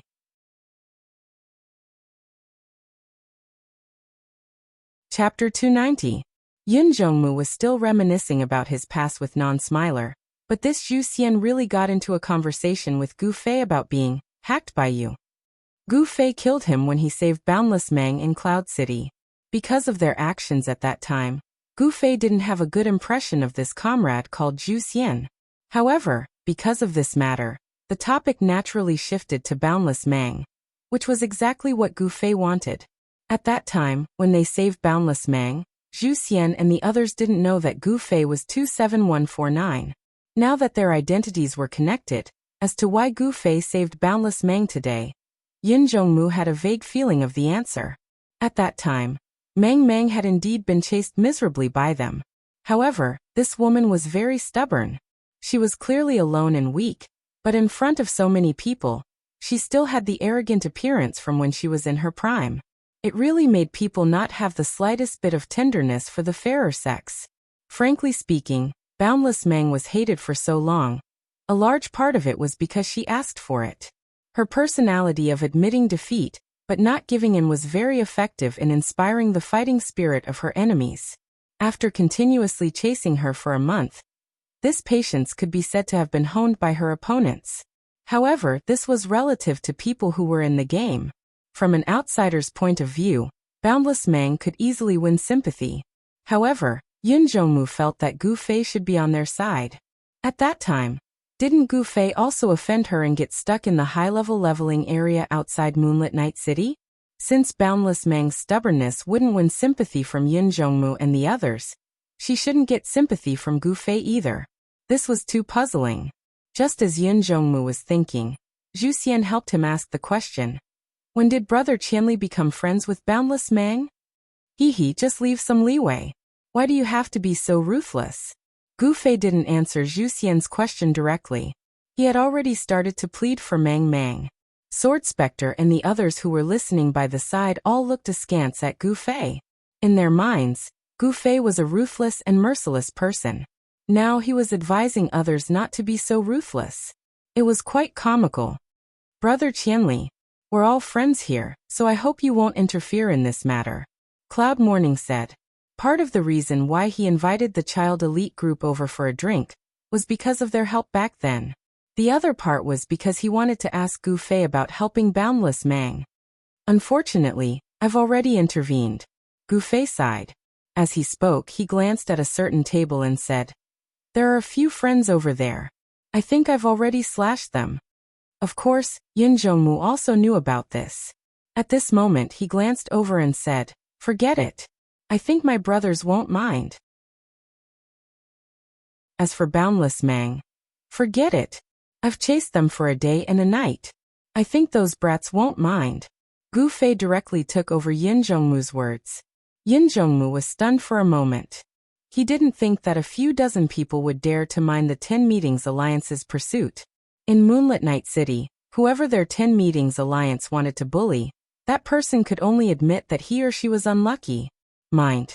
Of course he minded, but the problem was that this couldn't be used as a bargaining chip on the table.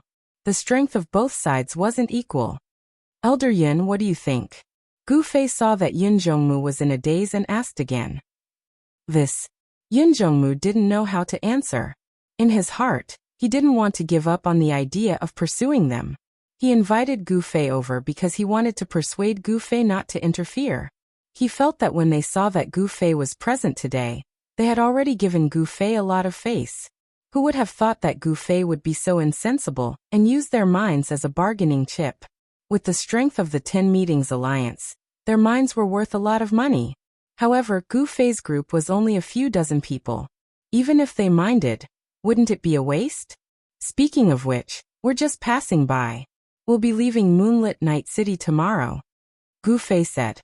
Oh, I've heard about that. Yin Zhongmu replied. As the host of this area, how could Yin Zhongmu not pay attention to the sudden arrival of a large group of over 1,000 people? He had already sent people to investigate and found out that it was a guild from Cloud City that was out on a mission. There were also many mercenary groups accompanying them. It's about Boundless Mang. If we don't plan on letting her go, what are you going to do, Brother Qianli? Yin Zhongmu suddenly said. He had never thought of backing down. Even though Gu Fei was strong, their 10 Meetings Alliance had 2 rank 5 guilds, 4 rank 4 guilds, 3 rank 3 guilds and 1 rank 2 guild. They had a total of 4,550 people. There was no reason for them to be afraid of Gu Fei. He gave Gu Fei face because he thought that there was a friendship between them. Afraid? Unfortunately for them, they would rather die than say the word afraid. This personality was actually very harmonious with Boundless Mang. Unfortunately, the two sides were on opposite sides. As a result, no one was willing to back down. Wu. I can't do much. Gu Fei sighed. I can only do what I did today. I'll help out a little and kill some of your brothers. Brother Qianli, you're such a straightforward person. I really admire you. Then let's meet in the PvP arena. Don't hold back during the PvP, but we'll still be friends. Yin Zhongmu said. Of course that's for the best. Gu Fei was very happy. He could kill someone without damaging their relationship. For a PvP maniac like him, this was a dream come true. Cheers, cheers. Yin Zhongmu raised his cup. Cheers. Gu Fei clinked his cup with Yin Zhongmu's and downed it in one gulp. How satisfying, Yin Zhongmu roared. His brothers all expressed that this was a good way to handle things. Sword Demon and the others all looked at each other. What kind of negotiation was this? In the end, both sides didn't achieve their goals. Instead, they established a treaty that didn't affect their relationship. I say, Boss Yin, you guys only want to bully women. Don't you want to kill Silver Moon? A cold voice suddenly floated over from the table. The one who spoke was Han Family Young Master. He couldn't stand watching Gu Fei negotiate with others anymore. At this moment he finally couldn't help but speak up. His tone was full of disdain and disdain. Yin Zhongmu tried his best to endure. Out of these 6 people, he really didn't like the Han Family Young Master. If it wasn't for the fact that he was with Sword Demon and the others, Yin Zhongmu would be more than happy to chase this guy down 100 times. Of course, Yin Zhongmu wasn't a two-faced person. At this moment he was completely giving face and smiling. His disgust towards the Han Family Young Master was also displayed on his face. He coldly swept his eyes over him and said, Brother, what do you mean by this? Han Family Young Master played with the wine cup in his hand. His eyes were focused on the cup and he didn't even look at Yin Zhongmu as he replied. Silver Moon is also in Moonlit Night City. Boss Yin, don't tell me you don't know about this? Silver Moon is also back. Is this true? Yin Zhongmu really didn't know. Haha, are you guys selectively blind? Han Family Young Master's mouth was really unforgiving. He didn't hold back in his ridicule. Many people had already slammed the table and jumped up. Fuck, what do you mean by that? Nothing. I've had enough wine, so I'll be going first. Han Family Young Master stood up and waved at the owner of the bar. Owner, the bill. No need, the wine is on me. Yin Zhongmu said. Although he didn't like the Han Family Young Master, He didn't want to lose his composure over such a small amount of money. There's no need for that. You can selectively blind me as well. The young master of the Han family smiled as he took out his money pouch. Fuck. The guild master at the same table couldn't stand the Han family young master's ridicule anymore. He suddenly stood up and launched an attack. It wasn't convenient to use skills across the table, so he grabbed the bottle on the table and threw it over. Gu Fei attacked, but Sword Demon, who was beside the Han family young master, was faster. He raised his hand and slapped the bottle to the side. He said indifferently, "Forget it." "Yeah." Gu Fei agreed. "He's just like that. He's so annoying. Yeah, he's not good at fighting, so he only knows how to talk." Yutian Shunming also took the opportunity to attack the Han family young master. "Yeah, he's so arrogant." Unscathed in battle probably had some feelings for always being the Han family young master's bodyguard. Only Brother Yu was kind and didn't say anything. Yin Zhongmu immediately stood up and stopped the guild master who was about to explode. He said indifferently, "Then please go. I won't see you out." Han family young master paid for the drinks and raised his eyebrows. He said casually, "Don't see me out. Go look for Silvermoon when you have time. What's the point of chasing after a woman?" "Aw. Don't talk so much." The mercenary channel had already exploded with noise. One last sentence. When the young master of the Han family sent the message, he was already at the exit. The door was already half open when he suddenly turned around and looked at the room full of people who wanted to tear him apart. He said one last thing. "That woman is a priest. Fuck." Countless people jumped up again, but they were all stopped by Yin Zhongmu's gaze. "Let's form a party to chase after her. We don't mind." Unscathed in battle said sincerely. Yin Zhongmu smiled bitterly. He looked at the ceiling and said, "He's right. Boundless Mang is just a woman and a cleric at that. Killing her is really boring." He then looked at the other 5 people and asked, "Silvermoon really came to Moonlit Night City?" The 5 people nodded. In the end, Gu Fei added, "If you want to chase after Silvermoon, I can help." Huh. Yin Zhongmu was surprised by Gu Fei's attitude. Silvermoon's words of pushing the blame to others wouldn't spread in Moonlit Night City. Everyone here knew each other, so it was useless for him to say it. Therefore, Yin Zhongmu and the others still didn't know about Silvermoon's shameless behavior after he went bankrupt. They still considered Silvermoon and Boundless Mang as one family. After Gu Fei told them about Silvermoon, the people in the tavern erupted again. "Fuck Silvermoon, that dog, he's not a man. He's so disloyal. I thought he was a man before. Shameless. What else is there to say? Kill him. Kill him." Yin Zhongmu slammed the table. "Call everyone online and search for Silvermoon in the city. Reward anyone who provides any clues."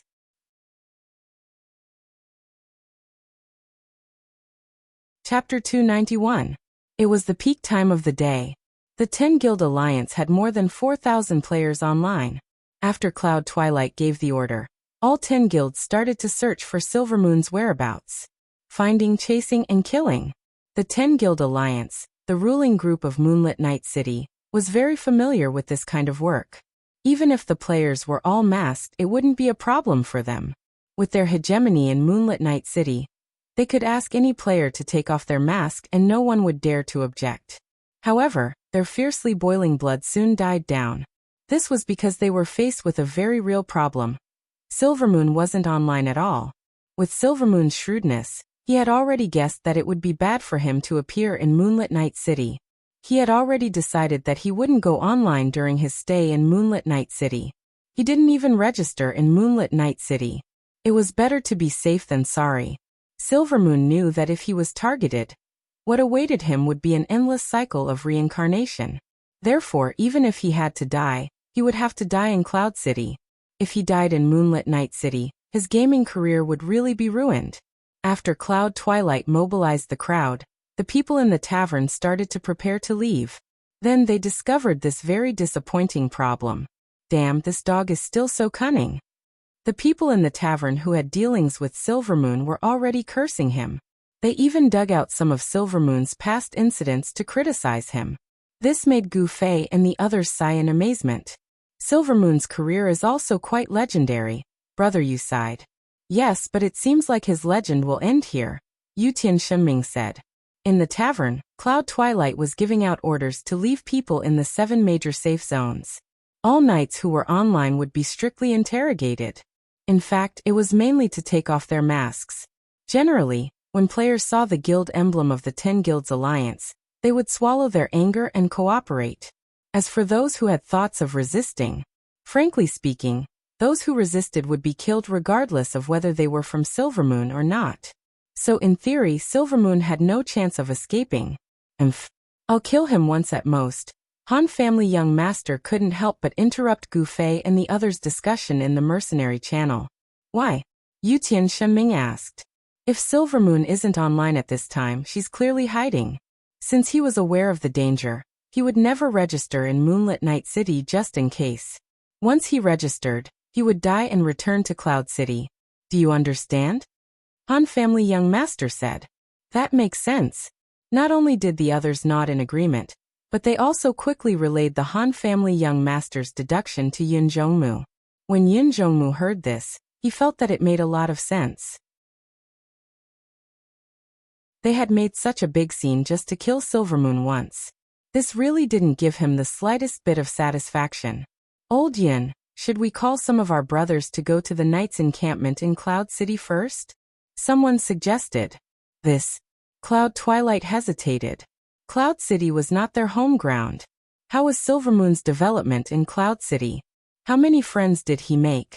Gu Fei and the others didn't know the answer to this. They only knew that Silvermoon had a mercenary group of 40 people. Apart from this, when they thought about Silvermoon's personality and diplomatic skills, they felt that they couldn't underestimate his power. Just from the time Gu Fei and Silvermoon were in prison together, they knew that this guy was very good at making friends. Moreover, he was different from Yin Zhongmu and the others. Yin Zhongmu and the others only made friends with people that they liked and liked. It was almost impossible for Yin Zhongmu and the Han family young master to become friends. As for Silvermoon, he was hypocritical and fickle. He would fish in a loose net and call everyone his brother. Even when he was scheming against you, he would smile without batting an eyelid. He was much harder to deal with than Yin Zhongmu. The relationship between the two groups in Moonlit Night City was proof of this. If it wasn't for Gu Fei's help, Yin Zhongmu and the others would still be under Silvermoon's feet.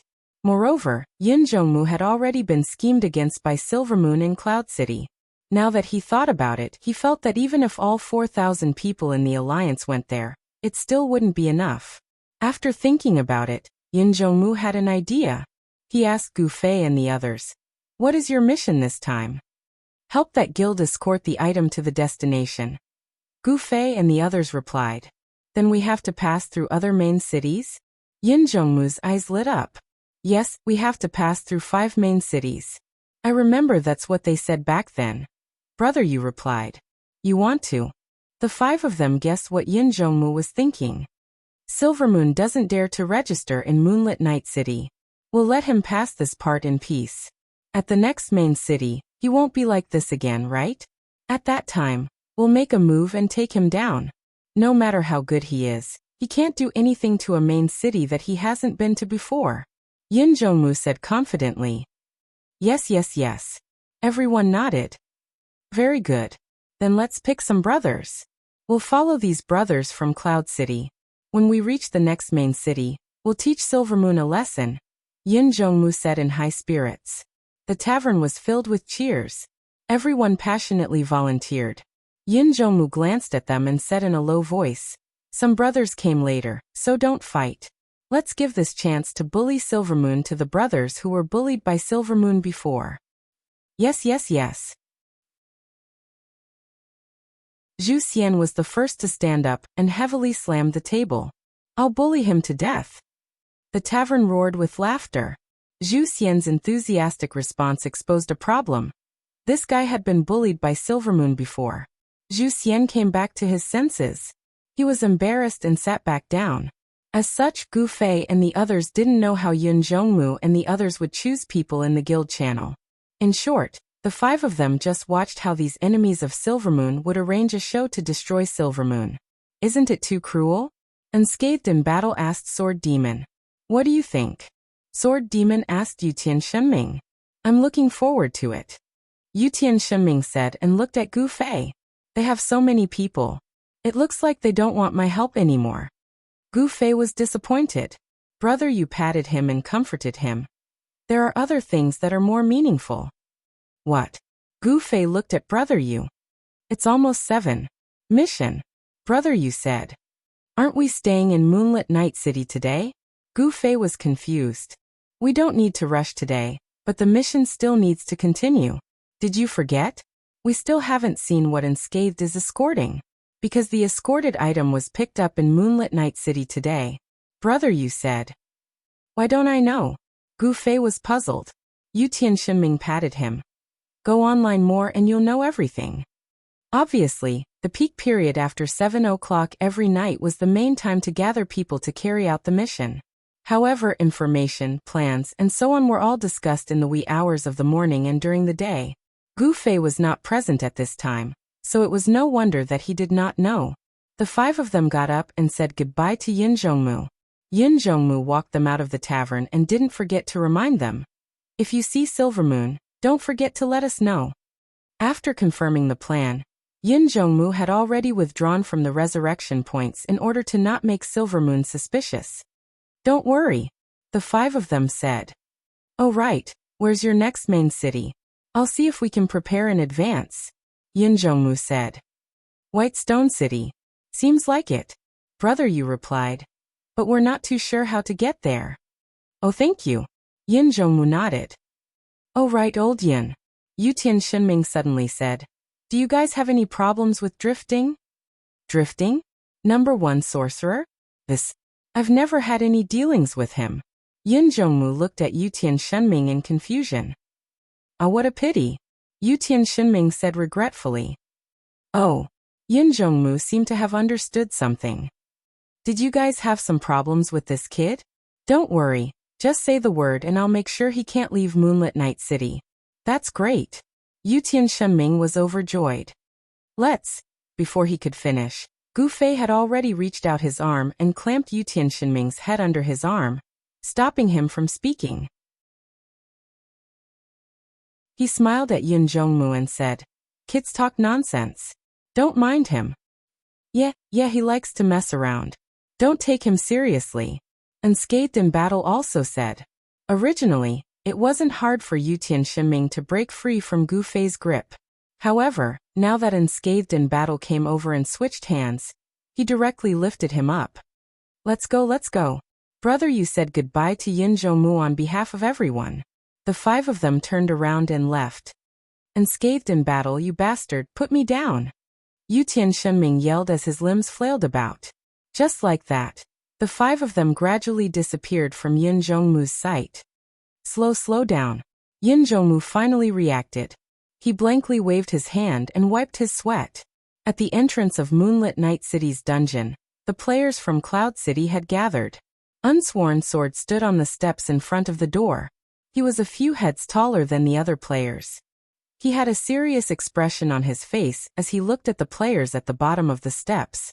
When he felt that there were enough people, he said in a deep voice, Everyone, I originally didn't think that there would be much trouble with today's content. However, on the way here, I have deeply realized that there are hidden dangers everywhere in this quest. As such, I have gathered everyone here just in case. Everyone, please prepare for battle.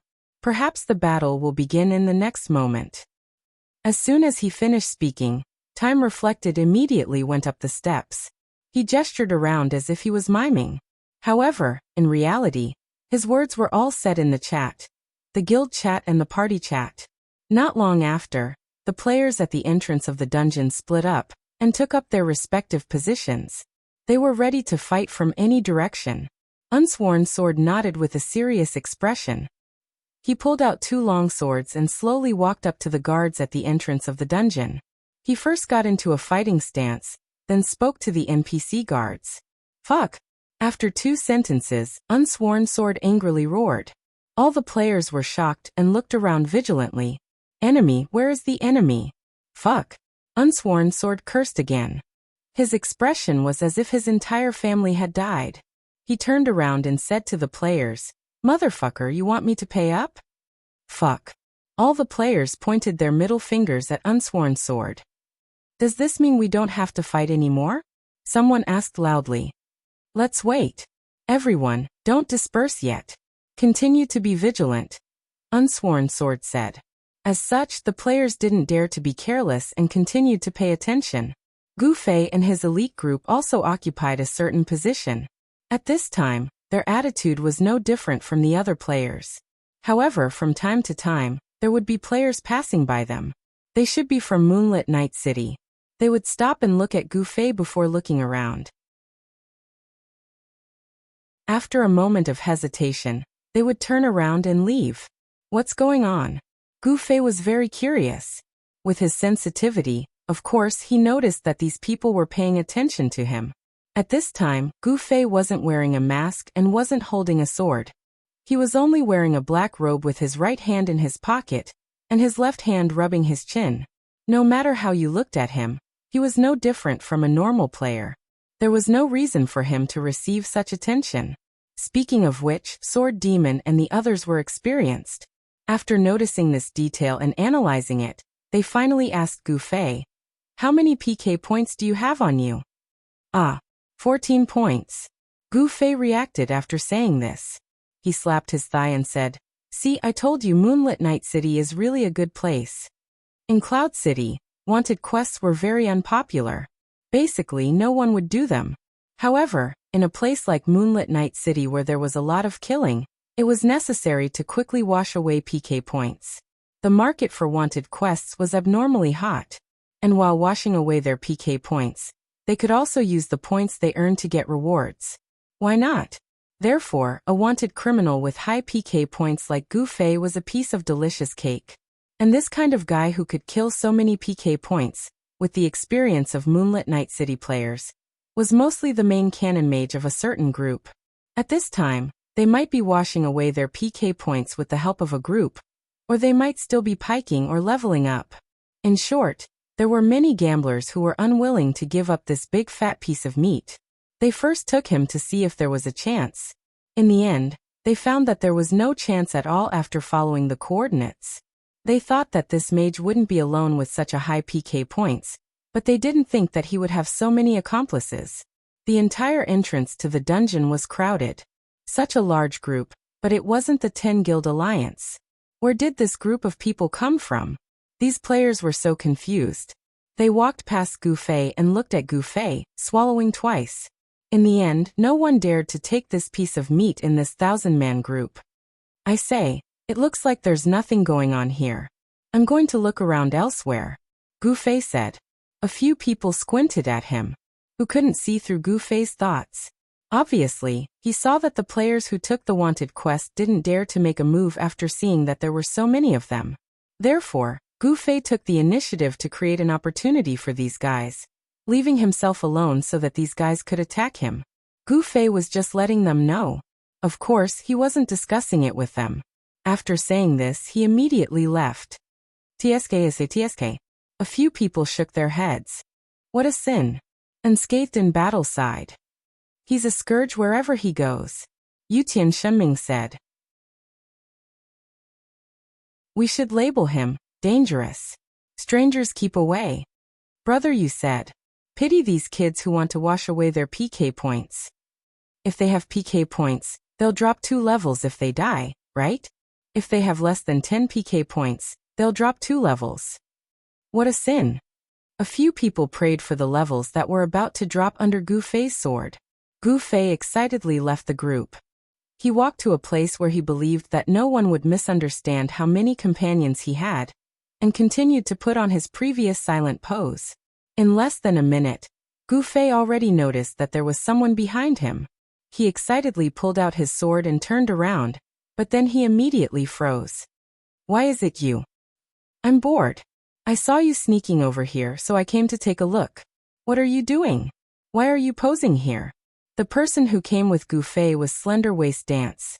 When they were teammates in the mercenary war, Slender Waist Dance and Gu Fei couldn't bear the loneliness. They especially didn't like to listen to those serious pep talks before the war. Slender Waist Dance had long since become impatient. She was so bored that she looked around. She noticed that Gu Fei had quietly left, so she followed him. In the end, when she saw that Gu Fei was standing there like a fool, she was very disappointed. I'm. Gu Fei had only said these 4 words when an arrow flew towards him.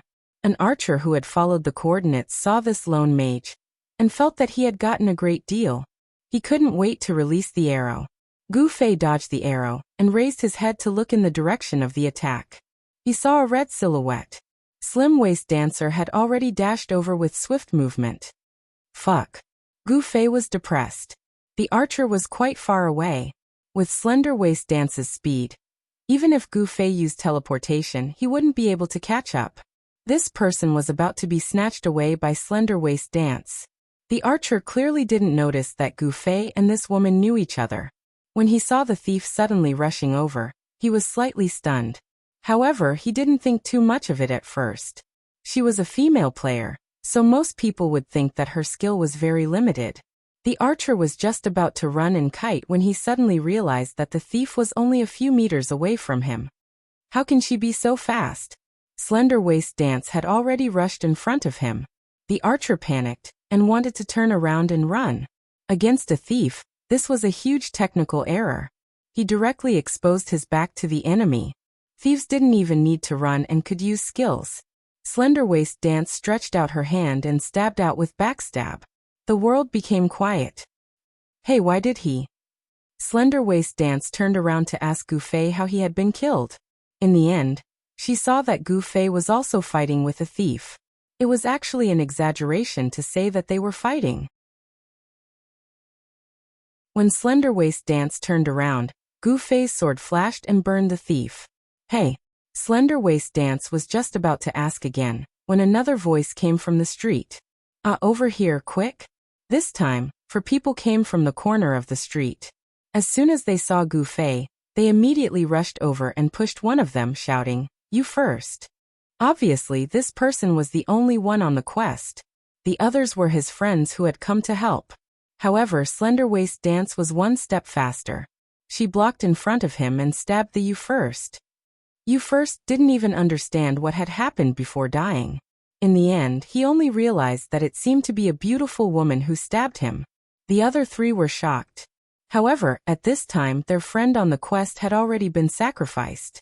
For them, there was no point in continuing. They originally wanted to escape, but Slender Waist Dance didn't let them go. In a few steps, she had already rushed in front of them.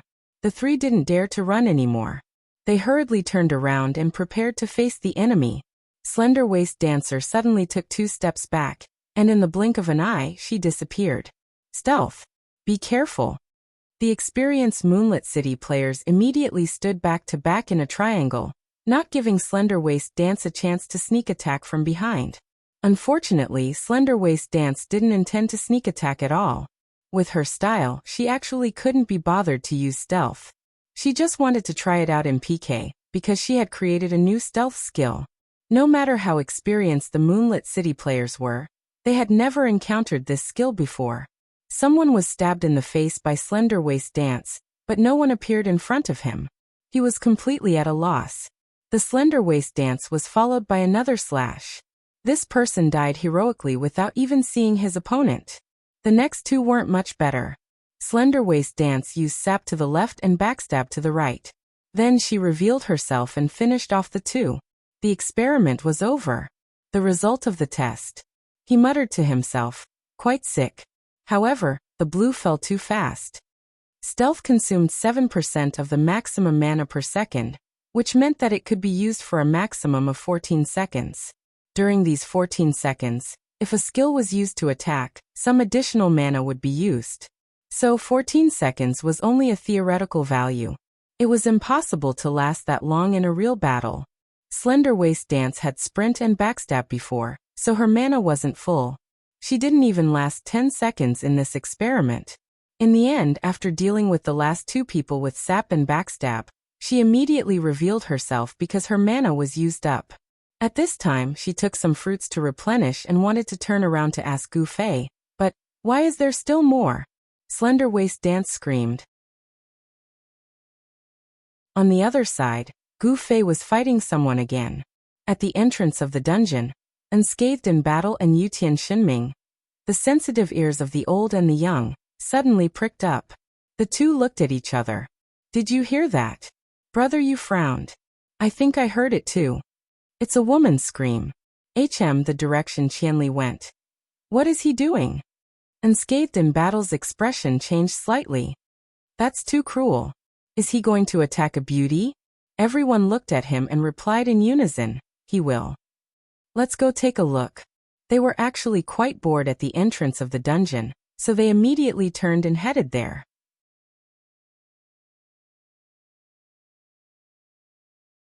Chapter 292. The child elite group players were heading in their direction. Amethyst noticed that slender-waist dancer had disappeared, and when they heard her scream, they hurried over to check. The two teams took their own paths, and came out from both ends at the same time. In the end, they saw a black and a red figure run away from right under their noses. There were more people than they could have imagined. Gu Fei felt that he might have overestimated himself. After the official opening, the number of players in the main city increased. With the atmosphere in Moonlit Night City, there were countless players with PK points. Everyone wanted to clear their PK points, and when they saw Gu Fei at the top of the leaderboard with 14 PK points, those who were brave enough came to claim their points. Not only that, but Slender Waist Dance also killed people unrestrainedly. It didn't take long for her PK points to accumulate double. She became the second most wanted person in Moonlit Night City, which also attracted a lot of business. It just so happened that their location was close to the dungeon, and the dungeon belonged to the same system as the Wanted Quest distribution center, so it wasn't too far away. The players who had accepted the quest were pleasantly surprised to find that the coordinates were just a few steps away from them. It was easy to imagine how much pressure Gu Fei and Slender Waist Dancer were facing. Slender Waist Dancer had just used up all her mana while experimenting with stealth. She didn't even have time to eat fruits to replenish her mana. Gu Fei was even more pitiful. He didn't even have time to eat fruits after using up all his mana. Gu Fei's situation was even worse than Slender Waist Dancer's. Right now, his PK value was slightly higher than Slender Waist Dance's, so there were more players coming for him. Slender Waist Dance, on the other hand, had better equipment than Gu Fei. Even if he didn't use his skills, he was still extremely powerful. Although Gu Fei was an anomaly among mages, the fundamental characteristic of mages was that without mana, mages' damage was garbage. If the number of opponents was limited, Gu Fei could rely on his skills and Slender Waist Dancer's equipment to deal with them.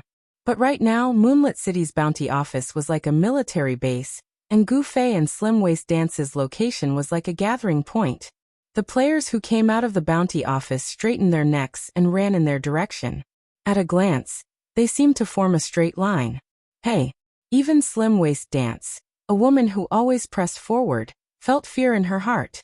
As she fought, she said to Gu Fei, "I can't, there are too many of them." Gu Fei also nodded very seriously. It was indeed satisfying to have so many people looking for him to fight, but Gu Fei did not want to die just because he was satisfied. Fighting was also a competitive sport, and the greatest charm of competition lay in winning and losing. Gu Fei liked PvP, but he would only feel satisfied if he defeated his opponent in PvP. When it came to enjoying the process, it was the process of walking step by step towards victory. Who would find the process of losing enjoyable? The two of them determined that there was no chance of victory in the current situation. After exchanging glances with each other, they suddenly turned around and ran. Coincidentally, Young Master's elite team and Reborn Purple Crystal's team had arrived, and they saw the two of them fleeing in panic. The persistent Moonlit Night City players formed a line and chased after him. Slender Waist Dancer's speed went without saying. Even if she didn't use Swift, no one would be able to catch up to her. As for Gu Fei, even though he had put all his points into dexterity, the Night Streamer sword, the Great Thief Ring and Eddie's emblem, as well as a pair of powerful shoes, there was no lack of talented players in Moonlit City. There were thieves with quick movement speed and archers with dexterity. As long as their equipment wasn't too shabby, it wouldn't be difficult for them to match Gu Fei's speed. What was even worse was that when the archers fired their homing arrows, Slim-waist dancer completely ignored them due to his good equipment and high defense. Meanwhile, Gu Fei had to turn around to deal with them. His speed was greatly hindered, and the pursuers were getting closer and closer. This was playing with fire, getting burned. Gu Fei reflected on himself. Looking down on the strength of the masses had caused him to fall into his current predicament. This time he was about to drown in the sea of people's war. It was a good thing that slender-waist dancer was loyal and didn't leave him behind. She looked back and found that Gu Fei was getting further and further away from her and the pursuers. She stomped her feet in anger. "Why are you so slow?" After yelling, she immediately turned around and floated back to Gu Fei's side. "Why did you come back? Let's go." Gu Fei said. "You're too stupid." Slender-waist dancer hugged Gu Fei with one hand and pulled out a scroll from her pocket with the other. She flung it into the air, and it turned into a white light that landed at their feet. A teleportation circle instantly formed, and with a flash of white light, the two of them disappeared. "You're so slow. I wasted another teleportation scroll. This is my last one." After the teleportation, slender-waist dancer let go of Gu Fei and immediately pointed at his nose and scolded him. "Where did you get this?" Gu Fei asked. "It was a quest reward, but now I can't buy it even if I have the money," slender-waist dancer said. "There will be more in the future." Gu Fei comforted her and then immediately changed the topic. "Where is this? Did we randomly teleport to an unfamiliar main city?" Gu Fei said as he looked at the coordinates. "You wish. Teleportation scrolls have a maximum radius, so it's impossible to teleport out of a main city. This should still be around Moonlit Night City," slender-waist dancer said. "But why is this teleportation so unkind? Isn't it better to just leave it on the ground?" Gu Fei looked left and right. "That's why it's called random teleportation." Slender-waist dancer wasn't in a good mood. The two of them were currently in a forest. Moreover, they were cruelly hung from a tree. Gu Fei's dark night spirit robe was hooked by a tree branch. His entire body swayed up and down as if he would fall at any moment. Slender-waist dancer was hanging in front of him. Her body was quite stable, but it was clear that the tree branch that was hooked onto her was slowly bending downwards. This was a sign of danger that was even greater than Gu Fei's situation. Gu Fei couldn't help but close his eyes. "Slender. What? You might fall down soon." Slender-waist dancer cried out. She looked down and saw that she was 8 meters above the ground. Falling down definitely wouldn't be comfortable. She immediately grabbed at Gu Fei. She didn't know if she wanted to ask for help or drag him down with her. "Don't move." Gu Fei only had time to shout this. The tree branch that was hooked onto slender-waist dancer didn't break, but with a whoosh, it was pulled out from under her cloak. Slender-waist dancer lost her grip and fell down with a scream. This fall was very embarrassing, but it wasn't a big deal. Slender-waist dancer groaned a few times and crawled up from the ground. She looked up and saw that Gu Fei was still swaying on the tree branch. "Come down, I'll catch you." Slender-waist dancer stretched out her arms. "There's no need for that." Gu Fei didn't believe that slender-waist dancer could catch him. If it was the rain in June, it would be more likely. "Are you going to hang there for the rest of your life?" Slender-waist dancer scolded. Gu Fei didn't argue. He just very slowly reached into his pocket and carefully took out a banana. "Damn, you still remember to eat at a time like this." Slender-waist dancer was furious. "I need mana." Gu Fei said. "You should replenish your mana too." After saying this, he brought the banana to his mouth very slowly, tore off the skin with his mouth, and stuffed it in one bite. After recovering some mana in a moment, Gu Fei immediately shook his body and flew down from the tree. After chanting a teleportation spell in midair, he landed steadily on the ground. Then he immediately took out a fruit and started to eat, replenishing his mana to the brim. This place isn't far from Moonlit Night City. If those people are still chasing us, they'll probably arrive soon. Slender-waist dancer, who had already studied the coordinates, said. "Even if the previous people don't come, there will always be new people coming. What's your PK value now?" Gu Fei asked. 23. What about you? I'm 24. Gu Fei's damage was greatly reduced due to his lack of mana. and he was almost surpassed by Slender Waist Dancer. I have to clear my PK value, or else I won't be able to stay in Moonlit Night City. Gu Fei finally realized that doing this project in Moonlit Night City wasn't suitable. Then we have to go to the wanted mission office. Slender Waist Dancer said. It's a bit dangerous. Gu Fei said. Is there any other way? Slender Waist Dancer asked. Go back to Cloud City. Gu Fei had experience. Back then, he had a large amount of PK value, and this was how he escaped from being hunted. I'm not afraid of going to the wanted mission office. I can go in stealth. What about you? Slender Waist Dancer said.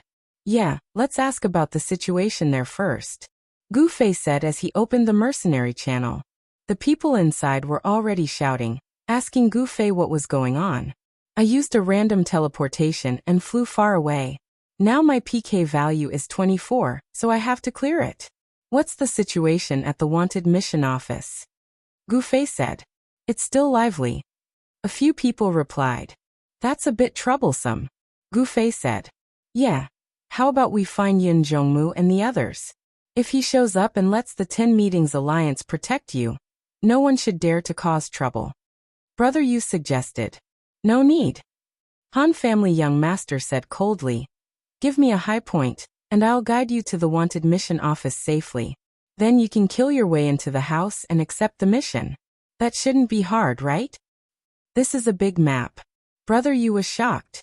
Of course, they understood what Han Family Young Master wanted to do, but the problem was that this wasn't the map in the tournament, where the coordinates were only a few hundred.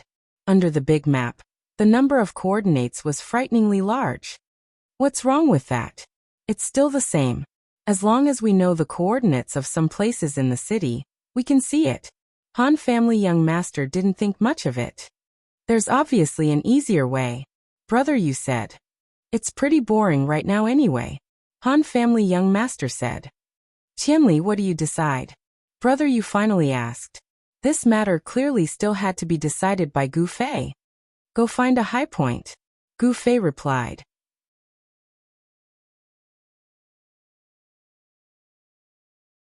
Chapter 293.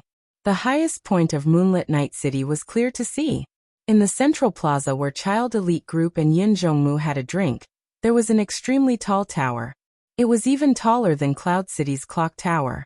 In order not to repeat the name, although there was a clock on top of the tower, it wasn't called a clock tower, but a tower. Without further ado, Han Family Young Master immediately headed towards the tower, calling Unscathed in Battle along with him. In a place like Moonlit Night City where PvP was rampant, solo clerics were rare. They were too easy to bully. Although Han Family Young Master thought highly of himself, he didn't want to be a punching bag. I want to do something more meaningful. Unscathed in Battle was very reluctant to be a bodyguard. Forget it, follow them. Do you have the speed? Han Family Young Master pointed at Sword Demon and Yutian Shenming. Unscathed in Battle was speechless. Sword Demon and Yutian Shenming were left on the street in case they needed help. Brother Yu, on the other hand, went to the wanted quest office. After all, no matter how high he was, he couldn't see into the room. Gu Fei, who was still outside the city, received the signal from Han Family Young Master that he was ready and returned to the city at the same time. Amethyst, who was reborn, was also asking what happened and if they needed help. However, Gu Fei and Slender Waist Dance had the same opinion. The girls couldn't be of much help. Slender Waist Dance suggested whether the girls could use a honey trap to divert the enemy's attention, but Gu Fei rejected the idea. In Moonlit City, which was a land of men, most players only had hot blood and killing in their eyes. One of the two characters they hated the most, Boundless Mang, was a beauty, but who had ever been soft-hearted? Thin Waist Dance was a beauty herself. None of the players who had accepted the quest had wavered. Standing at the top of the tower, the Han Family Young Master looked down at the ground and nodded. The view in Moonlit Night City is much clearer. When you look down from the clock tower of Cloud City, it's all foggy. That's why it's called Cloud City. Unscathed in Battle stood beside him and imitated the Han Family Young Master, looking down at the ground. Suddenly he felt the world spinning around him, and his heart and liver trembled. His whole body softened like a noodle, and he quickly hugged the sturdy stone pillar beside him. The Han family young master squinted at him. Unscathed in battle composed himself and said, "I think I'm sick." I suddenly feel like I'm afraid of heights," Unscathed in battle said. "I know, the journey from Cloud City to Moonlit Night City must have been tough for you." The Han family young master rarely sympathized with others. For example, those who fell off the cliff, if they died, then they died. It was said that they only lost a level. Unscathed in battle didn't die, but the struggle on the verge of death twice had left an indelible psychological shadow in his heart. This was a very serious matter, because mental illness could be brought into reality. Perhaps one day, Unscathed in battle would stand at the window of an office building and look down. He would also look for something to hug like today. If he accidentally hugged someone, no matter if it was a man or a woman, it would be hard to explain. Unscathed in battle hugged the stone pillar, and slowly moved backwards. Finally, he didn't stand at the edge like the Han family young master, and returned to the center of the tower. The Han family young master couldn't be bothered with him anymore. His eyes scanned the entire city like a radar while he communicated with the others in the channel. The coordinates of the wanted mission office, Gu Fei's current coordinates, and the movement direction of the players that walked out of the wanted mission office. These were all the materials that the Han family young master was using to write the script. However, at this stage the Han family young master was slightly startled. He waved his hand at Unscathed in battle and said, "Go downstairs." There's no need for us to point the way." "Why?" Unscathed in battle didn't understand. "He can go by himself." As the Han family young master went down the tower, he sent a message to Gu Fei. "There's no need for me to point the way." Oh. Gu Fei didn't understand. Thin waist dance can be used to sneak around, so it's not a big problem. "If it's you, you can just walk on the roofs," the Han family young master said. "The roofs? Oh, that's right." Gu Fei also realized. It wasn't because the roofs were good for concealment, but because Gu Fei was the only one who could roam freely on all the roofs. Why? Because only Gu Fei could teleport. It was impossible for all the roofs to be connected. Some of the roofs were too far apart, and other than teleportation, there was no other way to get there. Because of that, if they both chased after Gu Fei on the roofs, they definitely wouldn't be able to catch up. If they chased after him on the streets, Gu Fei could just jump over the roofs and cross the street, and normal players would have to go around the intersection. How could they catch up? "We'll all go to the wanted mission office to help you keep an eye on him," the Han family young master said. "Got it," Gu Fei replied. At that moment, he and Slim Waist Dance were already on the way back to the city. The land outside the city was vast.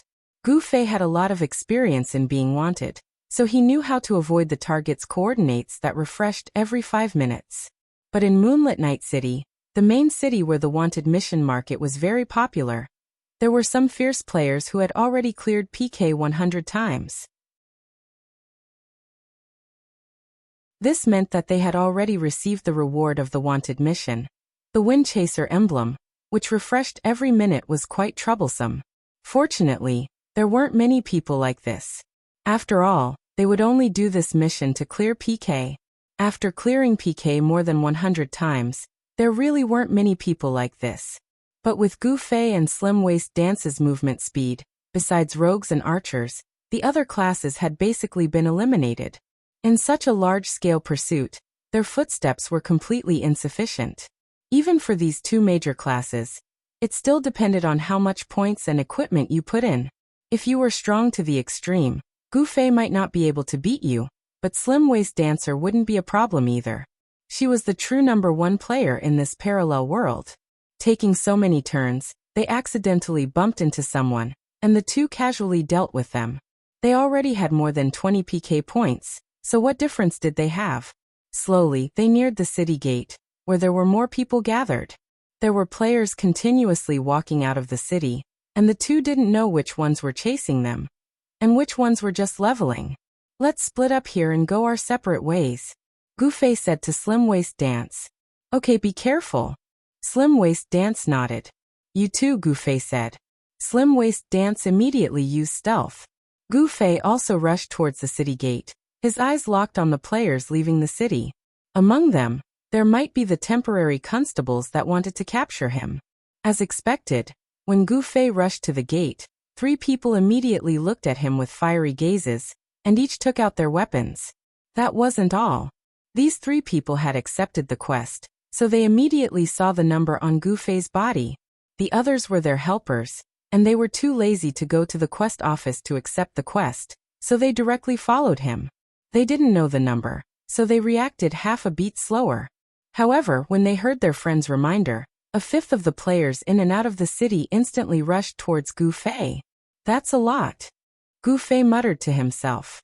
Fortunately, Gu Fei was already prepared, and his speed was fast. Before the other party could even get into position, Gu Fei had already rushed through the door like a gust of wind. The one who was slightly closer to him was also knocked down by Gu Fei's sword for safety's sake. 27. Gu Fei counted his PK points. After entering the city gate, there were even more players pointing at him and shouting. Gu Fei wasn't in a hurry to rush in the direction of the wanted quest office. He looked around for an empty alley and rushed in. The players all chased after him. Gu Fei looked back. He had the advantage in speed, so he didn't have to worry for now. However, he didn't run very far. Suddenly, the intersection in front of him shook, and several players rushed out, blocking in front of Gu Fei. There were people in front and behind him, and everyone felt that there was no way for Gu Fei to escape. As a result, they began to feel hostility towards each other. There were too many monks and not enough gruel. With so many people accepting Gu Fei's quest, only one person could complete it. Now that they felt that Gu Fei couldn't escape, everyone immediately began to be wary of each other. Gu Fei smiled. Gathering everyone on one street was exactly what he wanted. He waved goodbye to everyone, waved his finger, and used teleportation to go up the building. This building was high. It was so high that ordinary players couldn't climb up. Gu Fei ran freely on the building, and the players were stunned for a long time before they finally reacted. They also had many tricks up their sleeves. For example, the strength warrior threw people up, the combat master hugged and threw, or even stacked up the bases. In addition, there were long-range professions that launched attacks and chased Gu Fei down the street. These were all within Gu Fei's expectations. The first rooftop wasn't far from the starting point.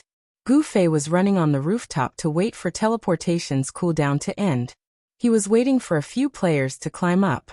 1 minute passed, and Gu Fei rushed to the end of the street. He used teleportation in midair, and Gu Fei crossed the 8-meter-wide street just like that. The players were completely dumbfounded. Just as Han family young master and Gu Fei had expected, there was no way to catch up. Some players ran to the rooftop in front of them and climbed up early to ambush Gu Fei, but who told them that Gu Fei had to walk in a straight line? Of course, climbing the rooftop was a waste of time. Countless players who had been left far behind could often see Gu Fei's accelerated running, jumping, and rising step by step. He looked just like the video game they played when they were young, Super Mario.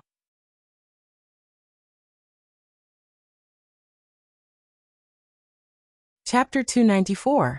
The sky above moonlit Night City became a place for Gu Fei to roam freely. He was not in a hurry to go to the wanted mission office. He was worried that doing so would expose his intentions and he would be ambushed.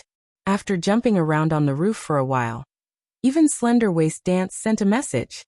"Hey, what are you jumping around for? I've already received the quest." Slender Waist Dance sneaked all the way and carefully entered the wanted mission office. Normally, receiving a quest and communicating with the system would interrupt stealth, but Slender Waist Dance was moving stealthily. 10 seconds was enough to receive this quest, and there happened to be a lot of people at the wanted mission office. It was inevitable that someone would be bumped into, so she used stealthily to avoid this hidden danger. In addition, this also caused a lot of fights in the wanted mission office. Those who were bumped into didn't know that an invisible person had just passed by them, so they naturally glared at nearby players. There were not many good people in Moonlit Night City to begin with, and this kind of attitude was not worthy of the guild badge of the 10 Meetings Alliance. Something was definitely going to happen. Slender Waist Dance naturally didn't care about this. After leaving the wanted mission office, Although her mana had been exhausted, it was nothing more than the effect of stealthily disappearing. Her stealth state was still maintained, and no one knew where she was. Her job could be said to be extremely easy. Gu Fei also said hello to Sword Demon and the others, asking those who had the Windchaser coat of arms to temporarily contribute. When Yutian Shenming heard that he was borrowing a beauty for his use, he was naturally very enthusiastic. After setting a place and sneakily meeting, Yutian Shenming handed over the Windchaser coat of arms. Slender Waist Dance took it and looked at it. Before she could thank him, she first asked, "Are you selling it?" Yutian Shenming was startled and subconsciously replied, "How much for?" "How much do you want?" Slender Waist Dance asked. Yutian Shenming was a little hesitant. The value of the Windchaser emblem varied from person to person. A person like Gu Fei would definitely view it as a treasure, and a player who frequently caused trouble in Moonlit City would also view it as a valuable item. However, to an ordinary well-behaved player, the Windchaser emblem wasn't of much use. Yutian Shenming was an honest child who never took the initiative to stir up trouble. However, at this moment, he felt like a little expert, and felt that having such a rare piece of equipment was quite valuable. Just as he was about to refuse, Slim Waist Dancer asked, "Will you sell it for 500 gold coins?" Yutian Shenming immediately stretched out his hand. Sell. 500 gold coins had shattered Yutian Shenming's reputation as an expert. Slender Waist Dance, who was equipped with the Windchaser emblem, ate some fruits to replenish her mana, and continued to search for her target in stealth. At this time, Gu Fei received news from the Sword Demon and the others at the Wanted Mission office and rushed over.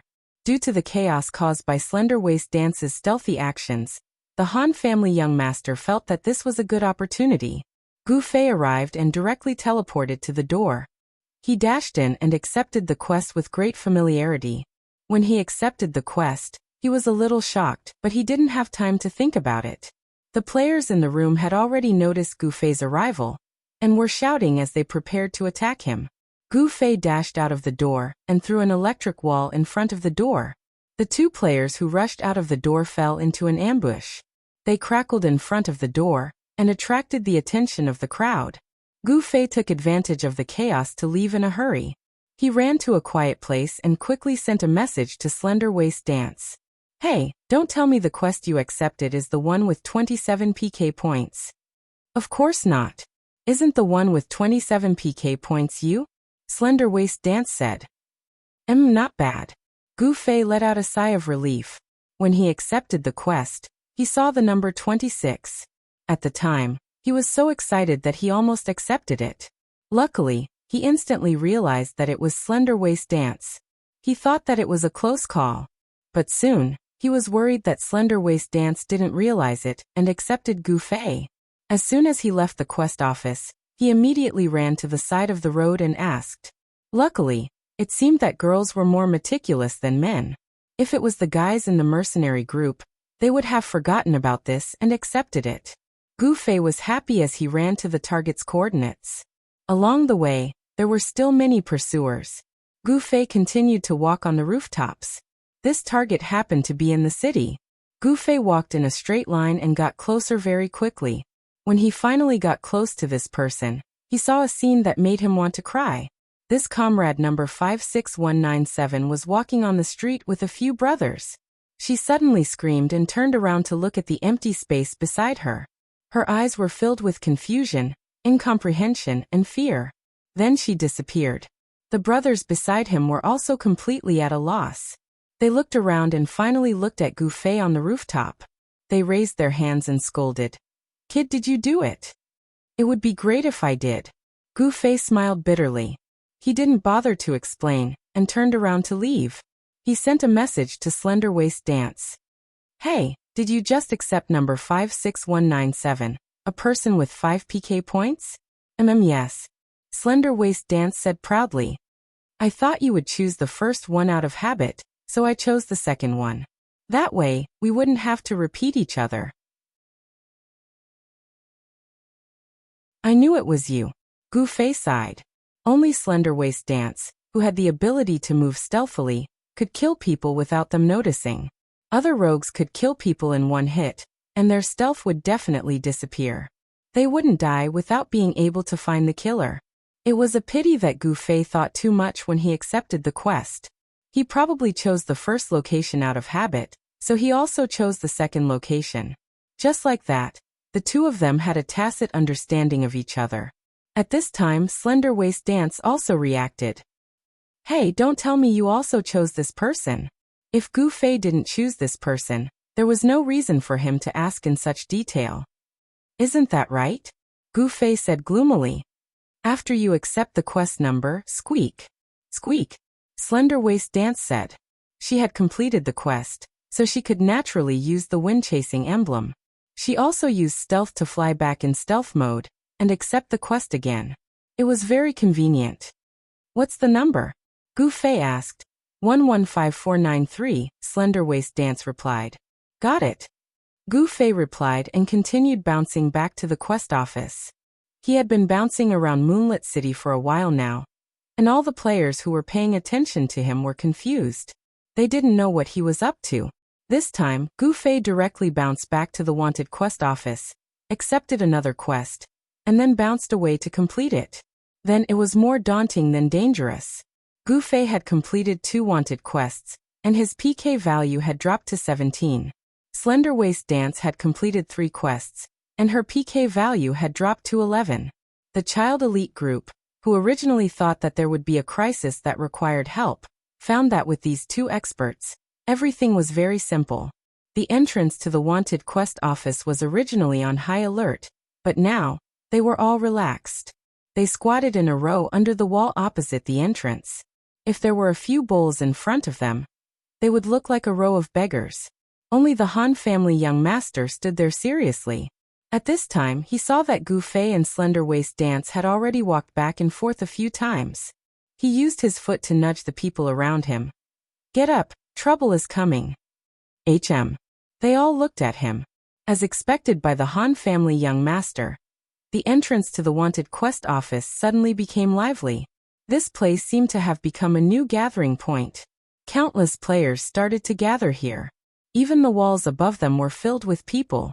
It was clear that they were coming for Gu Fei. These people had all accepted quests. Seeing the PK value of Gu Fei and Slender Waist Dance rapidly decrease, they obviously knew that these 2 guys were doing a wanted quest. Gu Fei only wanted to confuse his opponents with his movement, but he forgot that his PK value was a more intuitive reaction. In such a short amount of time, 10 PK value was gone. There was no other reason other than a wanted quest. Tell Slender Waist Dance not to come back after this. You too. The Han family young master messaged Gu Fei. What's wrong? Gu Fei said. They've all come over here. Of course they'll notice that your PK value has decreased. The Han family young master said. Gu Fei reacted and immediately told Slender Waist Dance. Slender Waist Dance quickly understood. Just a moment ago, the entire city was filled with players, but now it suddenly became quiet. The people who couldn't get rid of them also disappeared. Then what should we do? Slender Waist Dance asked Gu Fei. Oh, let's go to a tavern and sit for a bit. Gu Fei said. That's a good idea. The 2 of them met up, found a random tavern, and casually walked in and ordered some alcohol. The 2 of them drank happily, while the group of people at the wanted quest office were lonely waiting. These people were actually competitors, and didn't have any good feelings towards each other. At this time, when everyone gathered together, they realized that there were actually so many people who had accepted the same quest. Everyone's first sentence was 124785 or 125,987. 124785 was Gu Fei's quest. 125987 was Slender Waist Dance's quest. After asking, they found out that the 2 quests were evenly split. Some of them were aiming for the highest PK value, while others thought that there would be more people who would take the highest PK value, so they took second place. At this time, everyone was staring at each other. Sword Demon Yutian Shinming unscathed in Battle Brother Yu was the same. In the end, he asked the Han family young master, "There are so many people, can't we handle it? What's with all the noise? Just watch." The Han family young master crossed his arms and leaned against the wall, looking forward as if nothing had happened. Not long after, these people suddenly started to leave one after another.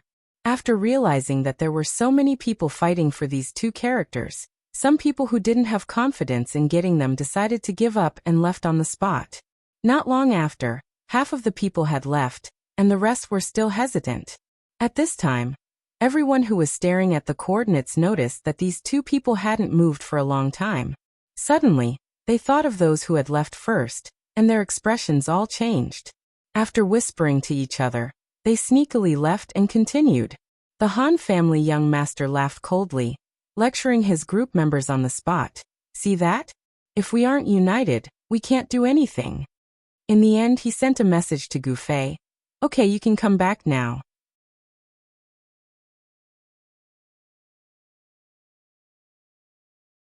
Chapter 295. Gu Fei, who was taking a break in the tavern, immediately notified Slim Waist Dance after receiving Han family young master's message. The two of them activated their Wind Chaser emblem and disappeared from the tavern in a flash of white light. The players who noticed that the coordinates hadn't moved for a long time rushed to the tavern, but there was nothing there. When they refreshed again, they realized that the coordinates were so far away. Some of the more experienced players made a judgment. Fuck, those two guys also have Wind Chaser emblem. The two of them flashed to the wanted quest office. There were some players in the room, but they weren't much of a threat to the two experts. The two of them quickly turned in their quests and accepted them. Gu Fei had 12 PK points left, while Slim Waist Dance only had 6 PK points left. Many players weren't as enthusiastic about these two quests anymore. They felt that they were just wasting their time. They were even hoping that the two of them could quickly clear their PK points, so that they could forcefully end the quest and accept other quests. Gu Fei and Slim Waist Dance went to find their own targets. Han family young master, and the others stayed where they were. It should be fine now, right? After squatting for a long time, Brother Yu got up and massaged his numb legs. And the young master of the Han family replied vaguely, but his eyes were looking around as if he was waiting for someone. What else could it be? The others asked when they saw him like this. The young master of the Han family shook his head in a certain direction. When the others looked over, they saw Yun Zhongmu leading a large group of people in a hurry towards that direction. Without saying a word, they rushed into the wanted quest office. There were some curses coming from inside the room. Not long after, some players ran out of the wanted quest office with their heads in their hands. Then Yun Zhongmu walked out of the room with his brothers. He looked around with a stern expression. When he saw some players standing there in a daze, he pointed at them and said, "What are you doing?" Quest. The players were stunned. They didn't know what they had done to provoke this group of people. What quest? No more wanted quests today. Go, go, go. Cloud Twilight had chased away all of the players. He looked around and saw 5 people squatting or standing at the foot of the opposite wall. He hurriedly walked over. How is it? Is Brother Qianli all right? Yun Zhongmu asked with concern. Don't worry, don't worry. Brother Yu answered on behalf of everyone. Our PK points will be cleared soon. Why didn't you tell us? Look at what's going on. Cloud Twilight said. Naturally, there were also people from the 10 Meetings Alliance who did the PK task. Some of them even chased after Gu Fei. After all, only a few of the 4,000 people knew Gu Fei. Later, a member of the 10 Meetings Alliance who knew Gu Fei finally met Gu Fei face to face. Only then did he know that the Super Mario that caused a sensation in the city was actually Qianli. He was drunk and quickly told the situation to Yun Zhongmu. Yun Zhongmu quickly called over a group of brothers to help. Sure enough, the 10 Guilds Alliance was the overlord of Moonlit City. The wanted quest office was immediately occupied by this group of people. Players who wanted to come for the wanted quest were told to come back later. How long was this later? Once Gu Fei's PK points were cleared, the wanted quest would end. Gu Fei and Slim Waist Dance didn't know. Fortunately, the first person to kill the target was Gu Fei. When he returned to the quest hall, he found that there was no one there. He was naturally surprised. Then he took the quest and left. He saw a black mass of people. Gu Fei was startled. There were so many people blocking the way. Why didn't anyone warn him? Could it be that those people thought there was nothing to do and ran off to play? Just as he was about to kill and run, some of the people facing Gu Fei shouted, "Brother Qianli is back!" Everyone turned around. Cloud Twilight rushed out and grabbed Gu Fei's hands. "Brother Qianli, it's been hard on you." "Ah, it's not hard." Gu Fei was startled. "Our moonlit cities people like to randomly PK. What's there to wash?" "Look, I never wash when I'm PK," Cloud Twilight said. That's right, that's right." Gu Fei followed along and agreed. Of course, he understood the purpose of this large group of people. No matter what, they had good intentions. Gu Fei expressed his thanks and continued, "It's almost done. There's no need for everyone to go through so much trouble. Let's go." "How many PK points are left?" Cloud Twilight asked. 7. Before Gu Fei could say anything, someone behind Cloud Twilight had already replied. There were quite a few people in the 10 Meetings Alliance who had followed Gu Fei. "Then you'll have to do 2 more quests. We'll help you guard here," Cloud Twilight said. "There's really no need to go through so much trouble," Gu Fei said. "We're all brothers. There's no need to be so polite." Cloud Twilight didn't seem to care. Gu Fei was helpless. He was just about to send a message to Slim Waist Dance to prevent any misunderstandings when he heard the door behind him open. Slim Waist Dance cried out, "Fuck, I've been surrounded." By the time Gu Fei turned around, Slim Waist Dance had already disappeared into stealth. Gu Fei hurriedly yelled, "Don't attack, she's one of us." Everything was silent. Everyone was staring at the air. Slim Waist Dance's fiery red figure slowly faded out. She had already rushed to Cloud Twilight's side, the dagger in her hand about to cut off Cloud Twilight's head. "Your friend?" Slim Waist Dance blinked. "Yeah." Gu Fei knocked Slim Waist Dance's arm that was still holding the dagger against Cloud Twilight's neck. He pulled her away and said, "Let's continue with the quest." Cloud Twilight's neck was still cold. If it wasn't for Gu Fei's quick shout, he probably really would have been killed by Slim Waist Dance. As a thief, he was quite surprised. How could she move so quickly in stealth? What kind of person was this? How should I address this heroine? Cloud Twilight asked. Slim Waist Dance. Slim Waist Dance introduced herself. Oh, everyone let out a long sigh. These bandits had also heard of the #1 RMB warrior, the current #1 player in the parallel world. Let's go, let's go. Gu Fei called out to everyone as he dragged Slim Waist Dance out. At this time, Slim Waist Dance only had 1 PK point left. After this quest, it had been completely wiped out. Gu Fei had 7 PK points, which was the result of 2 more quests. The uproar finally came to an end. After thanking Cloud Twilight a few more times, Cloud Twilight and his brothers also left. Slim Waist Dance went to find the girls from Reborn Amethyst. Gu Fei watched the 2 leave. He dusted off his mage robes, turned around, and headed back to the wanted quest office. Where are you going? The 5 child elite group members at the foot of the wall were startled. A quest, Gu Fei said. Isn't it already done? The 5 said. Gu Fei turned around. The 5 of them came to their senses. Bounty quests were Gu Fei's main game. TCH. The 5 pointed their middle fingers at him, lined up and dispersed from the foot of the wall. At this time, the guild quest for reigning the 4 seas had already ended. A large group of people had gathered and were on high alert. In the end, there was no battle at all. After Unsworn Sword paid the fee, he didn't take out any goods from the dungeon, but a person. To be more accurate, it was an NPC. An NPC with disheveled hair and a dirty face, wearing a rough prison uniform. His hands and feet were chained up. The quest's plot was now a little clearer. It was said that this NPC held an important position in a major city. Later on, he was investigated for corruption, so he fled and was unfortunately captured in Moonlit Night City. Reigning the 4 Seas Guild quest was to bring this corrupt person back to his major city for trial. Of course, only the people from Reigning the 4 Seas knew this plot. The mercenary group players squatted in front of the dungeon for a long time without doing anything. They were very unhappy. Unsworn Sword was also regretful. If he had known it would be so easy, he would have brought the person out earlier, and everyone would be on their way. In the end, they wasted a lot of time setting up formations and equipping themselves in front of the dungeon. Moreover, many people found out that they wouldn't be on their way today, so they didn't know where they ran off to play. Helpless, they could only continue with their decision to set off tomorrow. The mercenary group players dispersed. Unsworn Sword didn't know what to do with this NPC. Was he supposed to bring him along when he leveled up? What if he went offline? What would he do? When he asked the quest NPC, he fainted.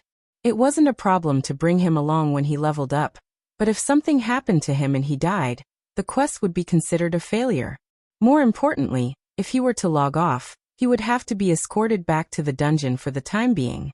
The dungeon was a system organization, so of course there would be a management fee. It was the same fee that Unsworn Sword had to pay to bring him back today. In other words, Unsworn Sword was a white-collar worker today. The money was wasted. When he was about to go offline, he would have to return the NPC. He would have to come back tomorrow to pay the fee and bring him back. Unsworn Sword angrily shoved the NPC back into the dungeon and dispersed with his group of brothers. Gu Fei was happily farming wanted quests. The PK value of the players in Moonlit Night City wasn't low. There were a bunch of players with a PK value of 5. Otherwise, Gu Fei and Slim Waist Dance wouldn't have cleared PK so quickly. The higher the PK value, the better the rewards. Gu Fei's experience was rising, his wallet was bulging, and he was addicted to fighting. At this point in the game, he had nothing else to ask for. Sword Demon and the others sent a message saying that they had found some new quests that weren't available in Cloud City. They asked him if he wanted to do them, but Gu Fei rejected them all. The quests in Cloud City were all new to Gu Fei. If he wanted to do them, he would have done them long ago. Doing quests was better than doing wanted quests. Gu Fei thought as he dealt with the target in front of him. Then he patted the Windchaser emblem and flew back to the wanted quest office. At this time, Gu Fei wore a mask like the players in Moonlit Night City. The busy players in the wanted quest office had no idea that the person in front of them was the target they had been chasing. After queuing up, he finally reached the quest window. Gu Fei sighed. This was the only thing he was dissatisfied with about Moonlit Night City's wanted quests. Too many people. He wanted to turn in the quest he had just completed, and was about to receive a new one when he heard a ding from the system. It was a ding that he hadn't heard for a long time. This was the ding that came when there was a special reward for completing a quest.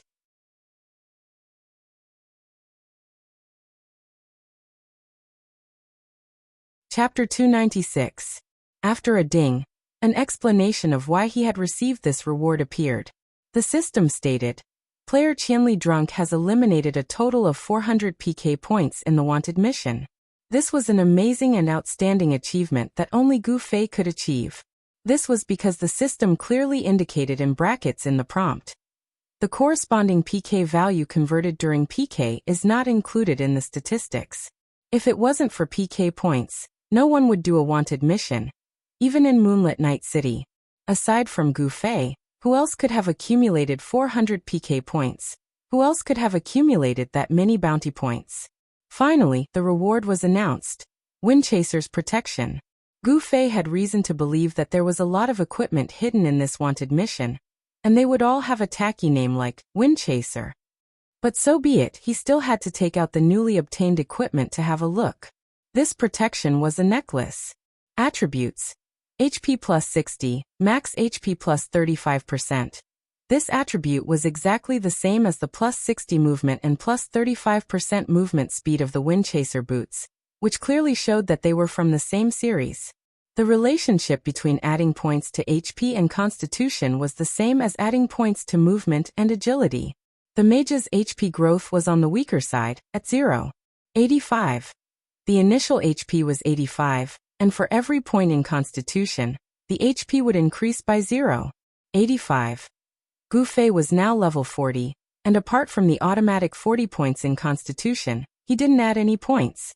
He had a total of 119 HP, and when he wore Eddie's emblem, he had an additional 6 points of Constitution, giving him a total of 124 HP. The number after the decimal point was never displayed in the parallel world. Whether or not it could be used in battle depended on a game theorist mathematician, and scientists like Brother Yu to figure it out. Now that he had Windchaser's protection, Gu Fei's HP could reach up to 248, which was double his HP. Even an idiot would know that Windchaser's protection was as amazing as the Windchaser boots. Unfortunately, Gu Fei didn't like it. As a character who hadn't really sacrificed himself in the game, Gu Fei didn't care much about the lack of HP, but the lack of mana made him suffer. It would be great if this thing was something that could increase one's magical power. Gu Fei mumbled to himself as he looked at the necklace in his hand. As for health, basically, no one could hurt Gu Fei. Did it matter how many lives he had? With that in mind, Gu Fei accepted another quest and went out again. Of course, he had to try out the new equipment. Gu Fei equipped the Windchaser's blessing. The sudden increase in HP did not bring him any strange feeling. It's useless. Gu Fei shook his head as he ran towards his goal. Nothing else happened that night until Gu Fei went offline. The next day, Gu Fei came online earlier than usual. Firstly, the criminals in Moonlit Night City with a PK value of 4 to 5 attracted him. Secondly, he wanted to come online as early as possible to see how things were going in Vast Mang. When he went online and opened his friends list, he saw that Fireball, Tsubasa Sakuratsuka, and the others were all online. He quickly sent them a message and learned that they were all fine and nothing had happened. Fireball also strongly invited Gu Fei over, claiming that they had found 3 beautiful girls. He was very loyal and invited Gu Fei to enjoy them together. Gu Fei wiped his sweat and declined. After that, he had nothing else to do. Naturally, he did some wanted quests. When it was almost 7 o'clock, the Han family young master sent him a message, and he gathered at the entrance of the dungeon. Naturally, the atmosphere today was not as tense as yesterday. Everyone stared at Unsworn Sword, who was on the stairs. Unsworn Sword wanted to say a few more words, but when he saw the situation, he thought it was better to stop. He simply turned around and went to negotiate with the NPC. His swift action won the players' admiring gazes. The players continued on their way. Before 7 o'clock, Reflection of Years had already checked with the mercenary leaders. Moonlit Night City was indeed a troublesome city. They had only stayed here for 2 days, but many incidents had already happened. Most of them were fighting over territory while they were out leveling, and the ones who fought were all mercenary group players. Because players from Reigning the Four Seas couldn't register in other cities during the quest period, they would return to Cloud City once they died. Therefore, Unsworn Sword and the other leaders repeatedly told everyone to keep a low profile and forget their identity as the #1 guild in Cloud City. Now that they saw it, the results were good. Many of the mercenary group players were bleeding from the fight, while Reigning the Four Seas didn't suffer any losses. Unsworn Sword and the others were naturally laughing in their hearts. The Cloud City players who were bullied while leveling were now sympathizing with each other. They talked about the violence in Moonlit Night City, and reminisced about the good life in Cloud City. In short, there was only one sentence. I can't stay here a minute longer. People always liked to compare. During the conversation, the players began to compare who had suffered the most in Moonlit Night City. In the end, Tsubasa Sakuratsuka's Great Hunt mercenary group came out on top. Their mercenary group had 40 people, and 22 of them had died in the past 2 days. Both the ratio and the total number of people were outstanding. Brother, you're so strong. How many battles did you fight? Someone exclaimed. Most of the other players only had small skirmishes at the starting point of the leveling area. At most, 1 or 2 people died, and some even retreated as soon as they saw blood. 5 or 6 people died because of 5 or 6 skirmishes in 2 days. This was already quite a feat in the end. Tsubasa Sakuratsuka's group killed 22 people. According to this line of thinking, that was 22 skirmishes. This was too great. Tsubasa Sakuratsuka wasn't only good at playing dirty, he was also good at showing off. At this time he had a disapproving look on his face. It's nothing. It's just a small skirmish with this 10 guilds alliance. Everyone was moved, but they quickly began to laugh at Tsubasa Sakuratsuka's bragging. Even if these players didn't come to Moonlit Night City, they would have heard of the 10 Guilds Alliance's reputation. This was currently the largest player group in the game.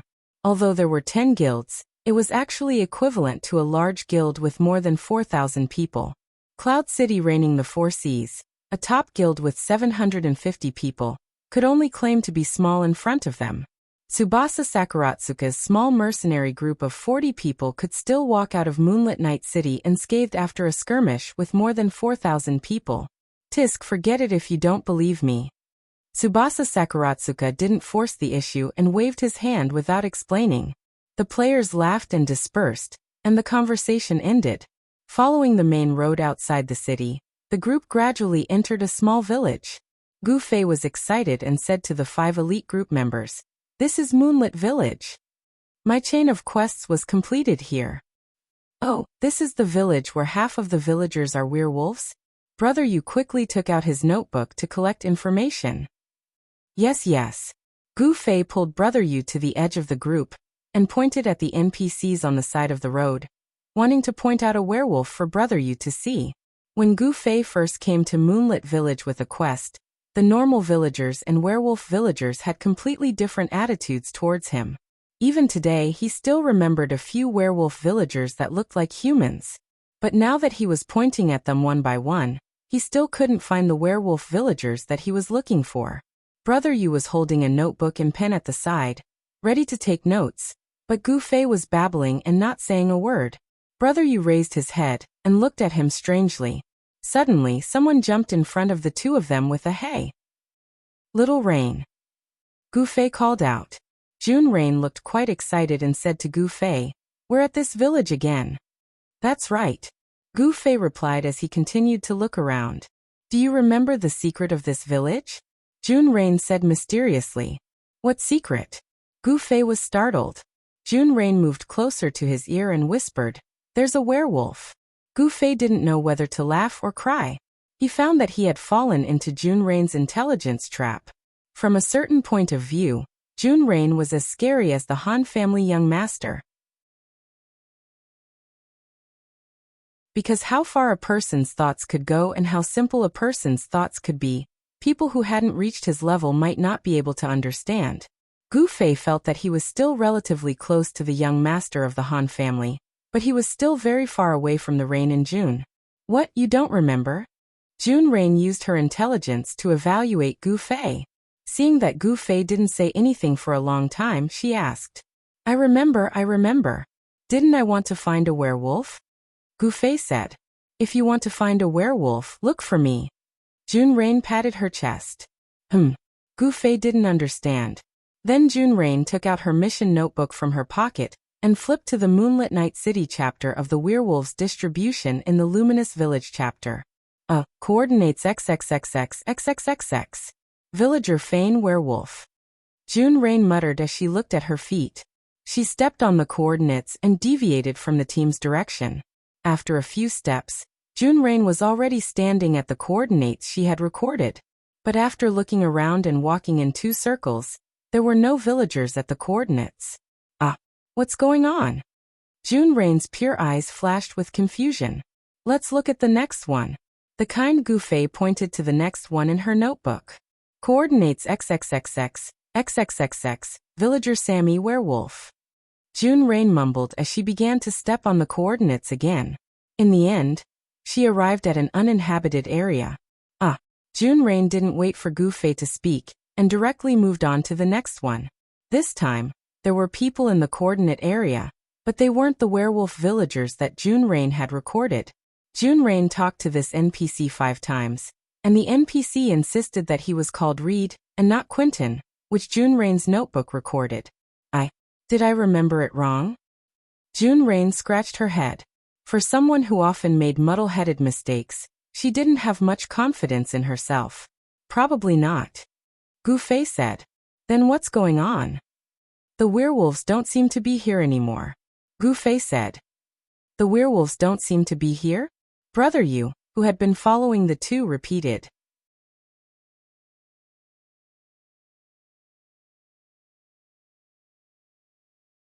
Chapter 297.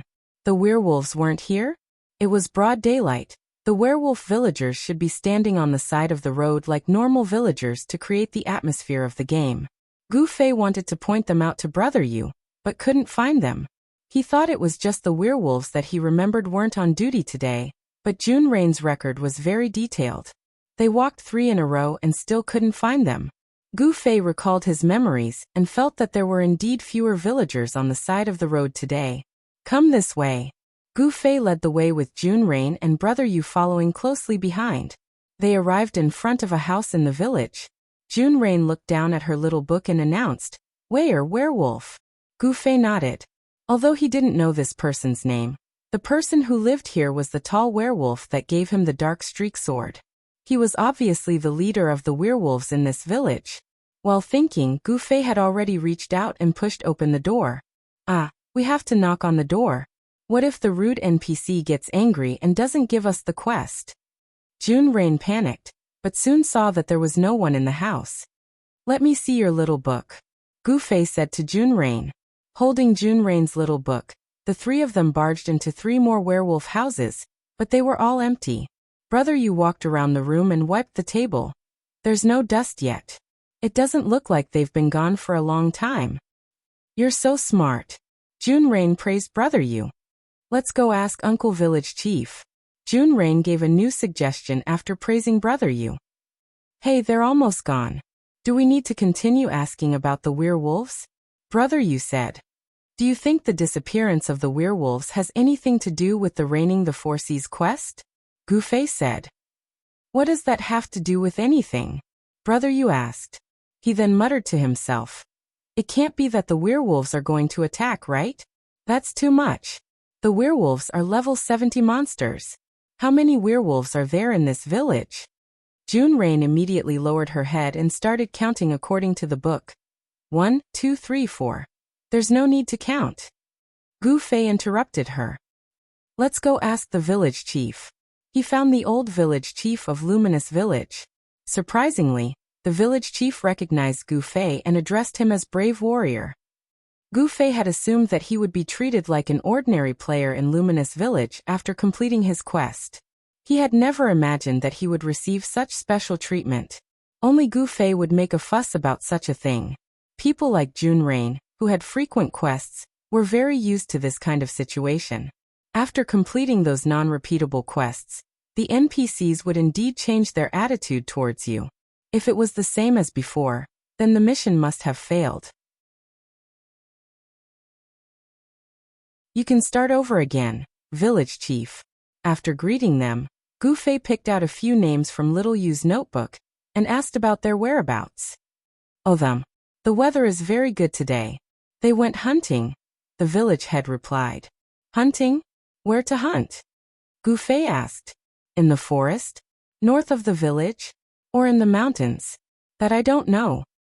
The village head said. Do they hunt often? Gu Fei asked again. The village head shook his head.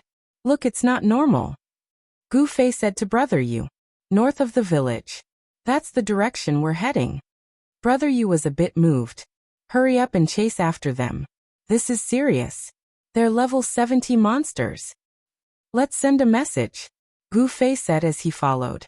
The 3 left the village head's house and headed north. Not long after, they saw the team that had stopped in front of them.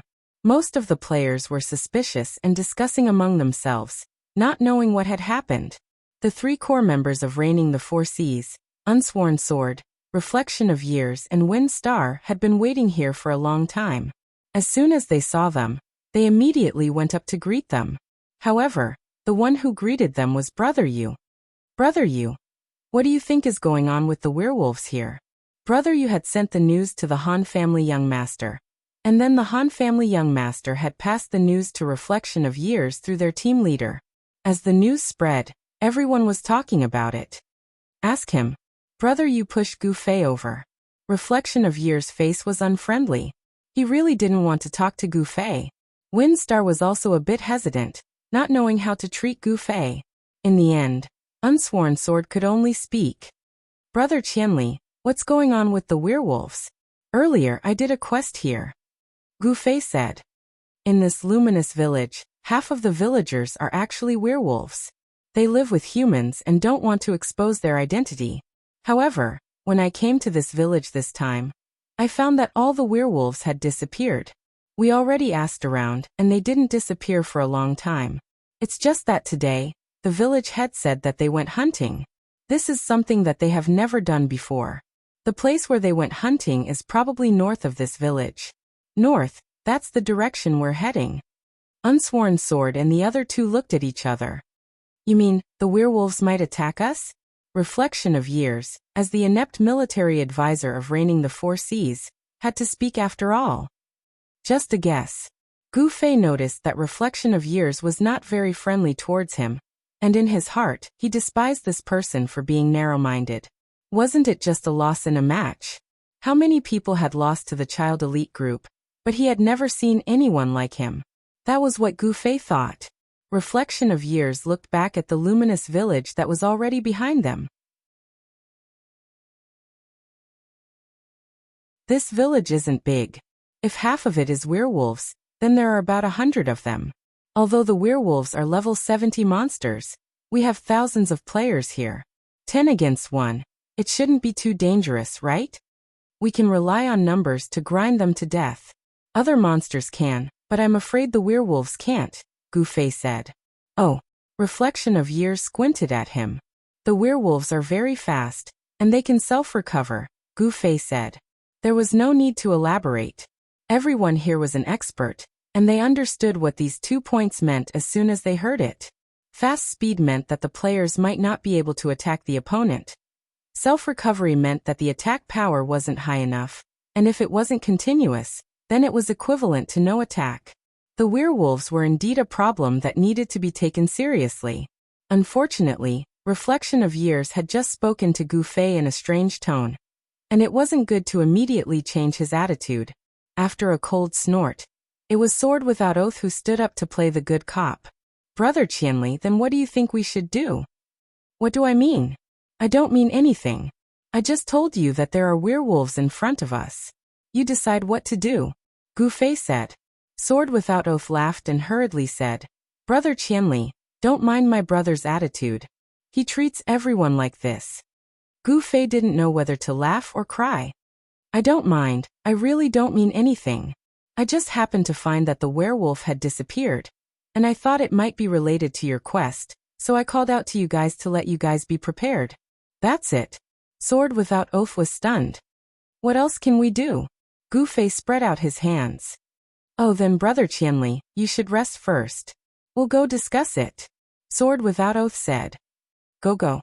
Gu Fei waved his hand as if he was the boss, and Sword Without Oath was just a pawn. The team stopped at the side of the road to rest. The news that there might be more than 100 werewolves in front of them had already been spread to everyone. And the werewolves were fast and had automatic recovery. It was clear that even if they could fight them head-on, the casualties would be terrible. They had to think of a better way. The leaders of Unhindered, and the various mercenary group leaders were sitting in an open space in the forest by the side of the road, having a meeting. Other than the werewolves, there was also a piece of gossip that was spreading among the team. Did you know? That Qianli drunk is from Moonlit Night City. He did a quest in Moonlit Village a long time ago. Oh, no wonder he doesn't even blink when he kills people. He's from Moonlit Night City. I heard that he was chased by someone in Moonlit Night City yesterday. Oh, he must have offended someone here and can't go on. Probably. The meeting went on for 15 minutes, but there was still no conclusion. The players who weren't in charge couldn't stand it anymore. They shouted in unison, Bosses, if you want to discuss something, why don't we go back to the city first? We'll continue tomorrow after we come up with a plan. One of the leaders in the meeting heard this, and was immediately inspired. Hey, that's actually a plan. Let's go back to the city first and wait until everyone in the village is here. That means the werewolves are in the village, then we can continue. How about that? Why don't you just go around? Who knows where the werewolves are? If we go around, will we be able to avoid them? Yeah, where are the werewolves? Say, if this werewolf really went out to hunt for fun, aren't we being too paranoid? As everyone spoke, their gazes turned to the Sword of No Oath. This Sword Without Oath hesitated for a moment before looking at Han Family Young Master. Leader Han. That was how he addressed Han Family Young Master. The information on the werewolves was provided by your elite team. Do you think it's better for you guys to scout ahead and confirm the werewolves' location and intentions? Han family young master's expression twitched. It was fine if they wanted to scout out the werewolves' location, but they wanted to find out the werewolves' intentions. They were just a bunch of combat NPCs. He had never heard of communicating with such NPCs. However, since Sword Without Oath had already said it, Han family young master didn't back down. He nodded and said, "Deposit." You're tuning in to the Lime's Wuxia Whispers YouTube channel. We're so grateful for your support, and don't forget to subscribe to join us on this incredible journey through captivating stories. Your generosity through donations truly makes a world of difference, as it's the primary source of revenue that allows me to expand and enhance this channel for you. Thank you from the bottom of my heart for being a part of this adventure.